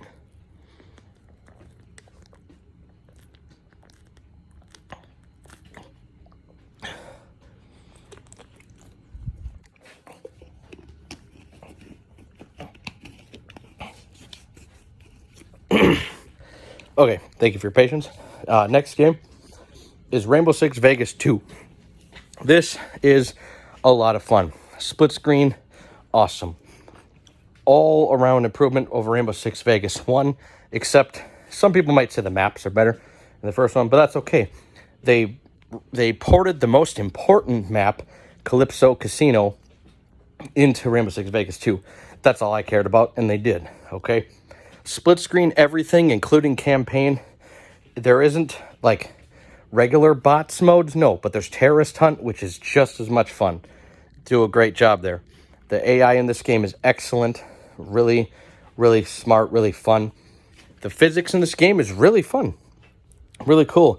Every door can be shot through and broken eventually, or you can just blow it up altogether. It's really fun. Things break in the room. Physics exist in this game really well. Okay? Things break. Things fly around. Things get destroyed. Things blow up. Fun physics. You always have 2 primary weapons and a pistol. Your pistol will always have unlimited ammo. But also 2 primary weapons? I wish so many more games would do that, man. To have 2 primary weapons and a pistol. Oh, man. I wish so many games would do that. So, this game's a lot of fun. You have all these little gadgets and stuff. And you can rappel up and down ropes and climb buildings, scale buildings, and soak in the enemies if you're doing the terrorist hunt mode specifically, not the story. And you could take cover in third-person view to kind of help you with perspective. You can blind fire, and you're very slow. This is a quite more realistic type of shooter where you die very fast, and that makes it fun and intense. Guns are fun. Physics, like I already said that. Physics are great. And what else was I going to say? Oh, yeah. The engagements never get old. Somehow you think they would, but to me, personally, they've never gotten old. Where there's a hostage in a room. You got to decide, are you going to blow the door open and just come in and shoot? Are you going to put your silencers on and make your teammates do that? Are you going to try and scale to the roof and try and shoot from up high? Are you going to jump in through the window as a distraction and then have your team open the door from the other side so you basically distract them and then they get shot from behind? There's so many choices, and this game has never gotten old to me personally. You can tell me if I'm wrong, if you disagree. I love this formula. To me, it's still fun to this day. Just a good time. All right, it's great. Okay, next. Unreal Championship 2, the Leandri Conflict. This game, it's just a good arena shooter. The melee weapons are really fun, and sometimes I just do melee weapons only. It's just a lot of fun. 2-player split screen. You can have bots. It's a great time. Just go around, do what you want to do, different game modes, capture the flag. The AI is really great. They do every game mode. They play objectives. They play smart and everything like that. My only real gripe with this game is I just wish I wish we could fix this, is when you have a melee weapon, if you're in the air, so if you jump and you press the right trigger, your character lunges crazily forward like a speeding bullet. Now, I understand that can come in handy for maneuvering, but I wish I could just turn that off. I'm dead serious. I would love this game so much more because I'd rather just swing, fight, jump, fight the person in front of me instead of flying in another direction. I hate that, and I wish you could just turn that off. And I've looked it up just in case I missed something. No, you can't. It's just there. So I'm basically, don't jump if you're in a sword fight with somebody in front of you. But it's a good time. It's one of the only few games where you have split screen with bots with swords fighting, right? It's like this and Jedi Academy, basically. Well, I guess Perfect Dark Zero if you do swords only, I guess. But, you get what I'm saying. There's not many games like this, so that's great, and every game mode is there. Okay, Unreal Tournament 3. This game is excellent. Up to 16 players, bots fill in the blanks. 2-player split screen. It has every type of game mode. The bots play them. They do great. Bots are very intelligent. They play every game mode. And the other great part about this, vehicles. Vehicles are awesome. Every time I'm doing a game mode that involves vehicles in them, I put my primary starting weapon as the pulse gun. Why? Because the secondary fire on the pulse gun repairs vehicles. And that's important because I used to get mad at this game because I didn't realize that. And my vehicles would die so fast. I kept going, geez, what am I doing wrong? Like, is the AI just too good? I'm flying. I'm in a spaceship in the air, and I'm dying so quick, and then it hit me. Oh, that's why, because I wasn't taking the time to, like, pull over and repair and stuff. And this game has every type of vehicle. It's got small ones just for maneuverability that can just shoot, rapid fire. It's got, alien-like tall walkers. Like, what? And then it has flying vehicles, too. You know me, I love flying vehicles in games like this with bots, where I can dogfight in the air or shoot enemies on the ground. Games like that, I absolutely love. This is one of those games. And they give it to you with split screen and with bots. That is awesome. So major props to that. Like I said, you just have to tweak the options a little bit to get it right. Default, it's not as good. You need to have that pulse gun for your vehicle-related gameplay, or it's just not the same. Okay?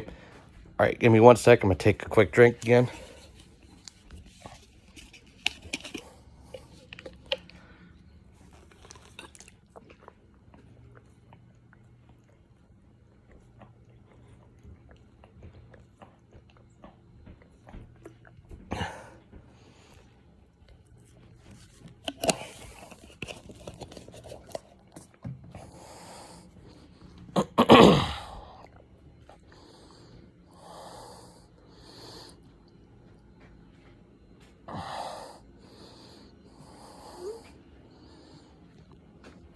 Okay, now I got to talk about the two best ones that are must-have for me, and I would recommend to everybody. Everybody. Okay? And keep in mind, what I'm saying is offline, no internet required, no subscription required games that play with bots and with split screen. Excuse me. All of that in one. And that is, it's a tie. I can't really pick, but between Call of Duty Ghosts and between Star Wars Battlefront Classic Collection. Final version of the game. That is a key important thing, because people will miss that and look at the launch of Battlefront Classic Collection, which is completely different than the final state after the third update. Anyways, got that out of the way. Excuse me. Call of Duty Ghosts. This game is just astronomically and just incredible beyond words. This game was... Don't listen to people that don't like this game. It was misadvertised. This game was made by a separate company that didn't do the other Call of Duty games. They worked relentlessly hard to create the best AI in bots in a video game in history. Ever, by far, there is no debate. There is no close second. This is the best AI for bots in a bots video game in history, is Call of Duty Ghosts. These bots are incredible. And every single game mode, 17 of them, up to 17. That is awesome. That is a dream come true for anybody that loves these games. And it's split screen. It's like, what? Okay? Now, think about it. These bots at this level of intelligence, but up to 17 of them. It's so much fun. No game ever feels the same, ever feels repetitive or anything like that. It's just awesome. It's incredible stuff.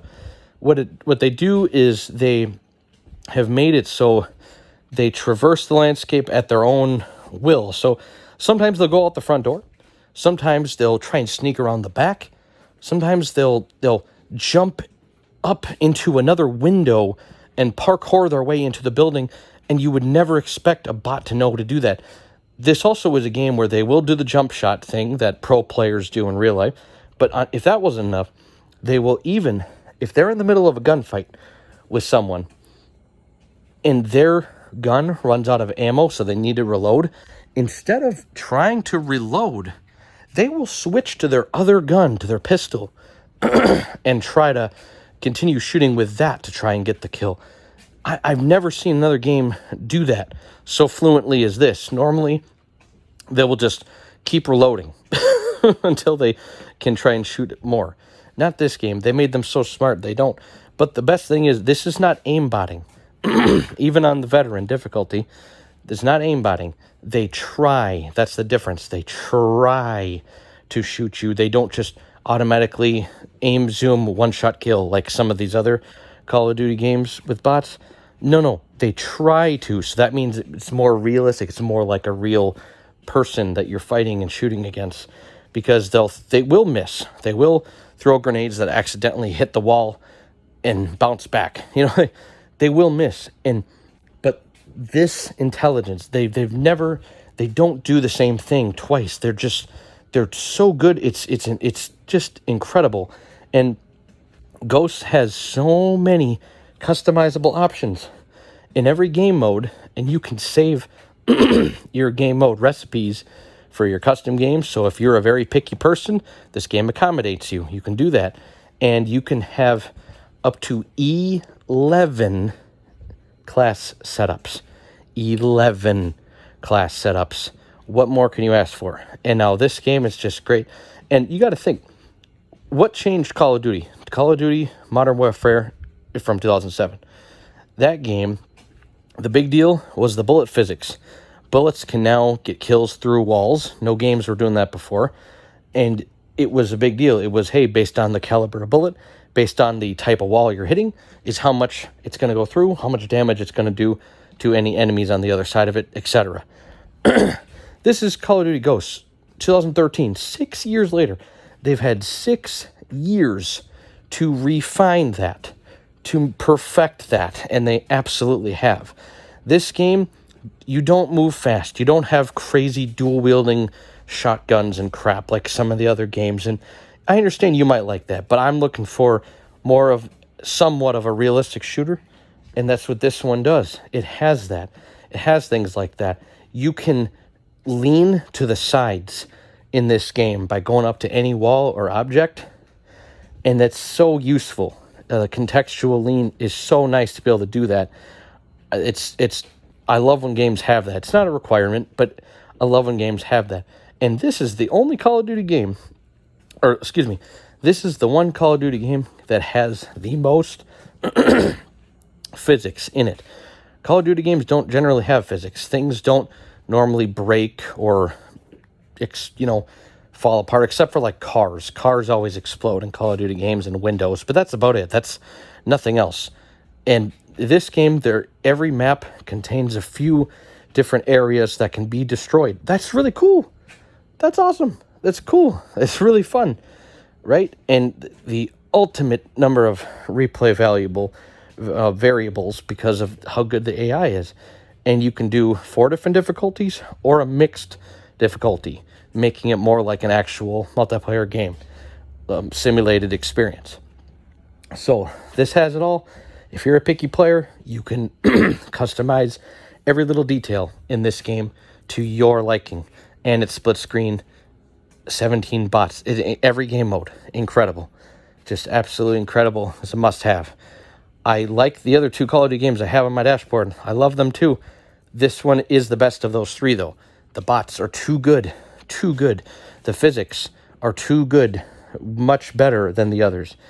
And every single game mode, every single map, it's just awesome. It has it all in this one. It has it all. The only thing it doesn't have better than the other ones is the graphics. But chronologically, that makes sense. This came out before that. So, all right. And then my other tie, I can't pick. Realistically, I just cannot pick between them, is Battlefront Classic Collection. After the final update. That's a big deal, because I understand the game launched in a bad state. I know, I got it at launch, and a lot of people were mad at the radio silence from the developer. Nobody heard anything.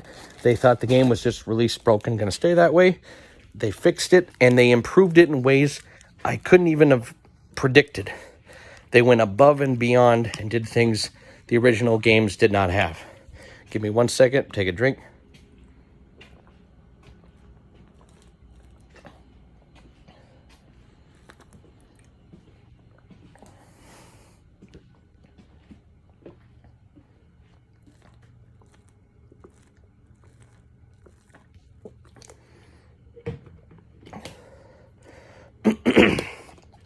All right, sorry about that.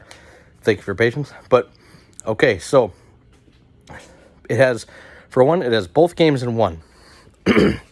These are large-scale battles with bots and split screen and vehicles. That's all I need to hear for me to say, I'm getting your game. Okay? But you do not need to like Star Wars at all to enjoy these games. Not at all. You don't. Don't let anybody fool you. You can hate Star Wars and love these games. But it is cool if you like it too. It adds to it, but it's not required. But I just want to get that out of the way. Anyways, so they took the original games. They put them both into one game. That's awesome. Because I love the two original games. I kept them on my Xbox, on my dashboard, until this last update, which cleaned the game up and made it perfect. Then I took them off the dashboard. Because I still played them to this day. So anyways, they took the original games, they upscaled the graphics, they made it perfect aspect ratio, they increased the frame rate, and increased the draw distance. And then added better graphics at certain things like vehicles and guns and skyboxes and stuff. And it all looks great. Battlefront 2004, this version of the game, like, it has everything I just said. The only thing it's missing is on one map, Naboo Plains, there was a starfighter in the original Xbox version exclusively. I didn't know that all my life, but that was exclusive to the original Xbox version. That starfighter is missing in this one map in this game. Technically, that's a complaint, but that is my only complaint, and that is not enough for me to say anything bad about this game because it does everything else I already mentioned. So, whatever. It's fine. Massive maps with amazing graphics on the vehicles. First-person view and the spaceships are just incredible. They look so good. They always have, but now with this Classic Collection, they look even better than they already did. So much fun, and they based it on the PC version, so the skyboxes look way better than I've ever seen in my time playing it on the Xbox, and now, right? And then they acted like, I don't know how, but they made the spaceships weaker against ground vehicles, and I'm happy about that. I'm not complaining, because now it's more of a challenge to destroy them. On the Xbox version, it's like 3 bullets or lasers, whatever, from an X-Wing to take down an AT-ST tank, a chicken walker. It's nothing. Where now I have to do a few strafes to get it down because they made them weaker against vehicles. And I'm saying that as a compliment. That's a good thing. That makes the game harder. Harder is better. It means I'm going to enjoy it more because it's more difficult, not as easy to run through. Okay? And also, I never cared ever about playing Battlefront, any Battlefront game in first-person view, except in the vehicles. And because you can do first or third-person view, and there is a button you can add to your controller to make it, you can switch first to third, and it was delayed in the original Battlefront. Now with the Classic Collection, there's no delay. It's seamless, and that's awesome. But the first-person view with the guns in both games now look incredible. I am actually enjoying the Battlefront 1 and 2 in first-person view with the guns. I never did that before. I never cared to. I had tried it on my old versions, and it just looks like crap. I never cared for it. It's just dumb. Like, I always did third-person view. No complaints. But I'm just saying, now it looks so good. I'm playing in first-person view. This game has introduced me to that and made me enjoy that now. That's commendable, so that's awesome, okay? Now, enough of Battlefront 1. Battlefront 2, 2005. Whew, so many things they added. For one, now, biggest thing is an entire game mode we didn't have before, XL mode. This is 60 on 60 bots, 60 on 60 teams. And there's only 3 maps, unfortunately, but 60 on 60. There's no capturing bases. You just go until the ticket number runs out. But 60 on 60 is absolutely incredible. There is 0 lag, 0 freezes, 0 crashes. Even with 120 plus units playing at one time, the game performs just fine. That's awesome. And even more important than that, every other game mode now can have up to 32 bots per team. That is incredible. For me, my whole life, it's been 16 bots per team because of my Xbox versions and stuff. Now, 32 on 32, that's incredible. Double what it was. Incredible. That is so cool. That's the best. And if that wasn't enough, okay, like I said, the first-person view in Battlefront 2 is better than it ever was. Now I actually can enjoy it. Okay, if that wasn't enough, okay, now they added the Jedi's Heroes vs. Villains mode, Hero Assault, to every map, not just the original few maps that they had. Now they have it on every map. That's awesome. Excuse me. They added that. That's great. And on top of that, the explosions look way better. Oh my gosh. They look way better. The explosions are like infinitely better now than they ever were. And it's worth mentioning. That's why I'm mentioning it. It's that good. Okay. They have managed to make this game harder. And that's a good thing. I'm saying that as a good thing just so I can clarify what I mean by that.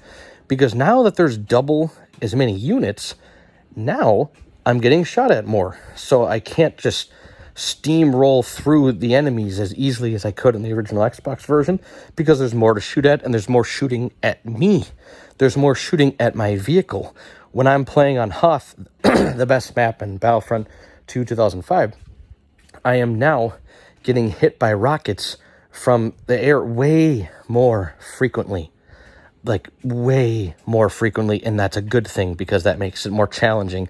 I'm not just taking them down, invincible, Mr. Invincible here. No, like, I'm actually getting resistance, and that's awesome. They made the game harder. My favorite game for many years, they have now made it harder, and that's awesome. Okay, now, everything I just said, if that wasn't enough, okay, they just like in the original Xbox version, the opposing team, the AI will play as their respective hero or villain super character. That's good. I'm so glad they brought that back. But now on top of that, if that wasn't enough, now they can actually use them on your own team. If you as the human player says no, your team's AI will spawn and use them. That was never in the old games, ever. In none of them. But they added that to this game. How incredible is that? They need a round of applause for that. That is the best thing I have ever heard of. I wouldn't have believed you if you told me they were going to do that. But they did that. And that's awesome. You can even command them to follow you. You can command the hero or villain character on your team in a regular conquest or capture the flag mode to follow you. That's insane. And the last thing that they did to make this even better, they accidentally improved the AI. Yes, I'm going to say that again because that sounds insane. They accidentally improved the AI. People were writing complaints to the developer saying, hey, I notice a lot of the AI bots just get stuck sometimes and don't do anything. And, like, what's going on? And people were commenting saying, guys, they did that in the original games. That's not something new. You know, that hardware was new at the time. They were trying to figure out it, programming and everything to get it to work. They took that and they go, oh, they are? Okay, we're going to improve the AI so they stagger less and they shoot more frequently. Oh, my God. Are you serious? In a game that's 64 bots on the screen at once now have better AI than they did originally. This game has it all. Vehicles, tanks, flying vehicles. You can take vehicles into the sky, dogfight. You can take tanks on the ground, massive battles, 64 players with bots, no internet required, split screen. This has it all. That's my list. Thank you very much for listening. And I want to hear your favorites. Please tell me yours. And, let's compare and contrast. Thank you for listening.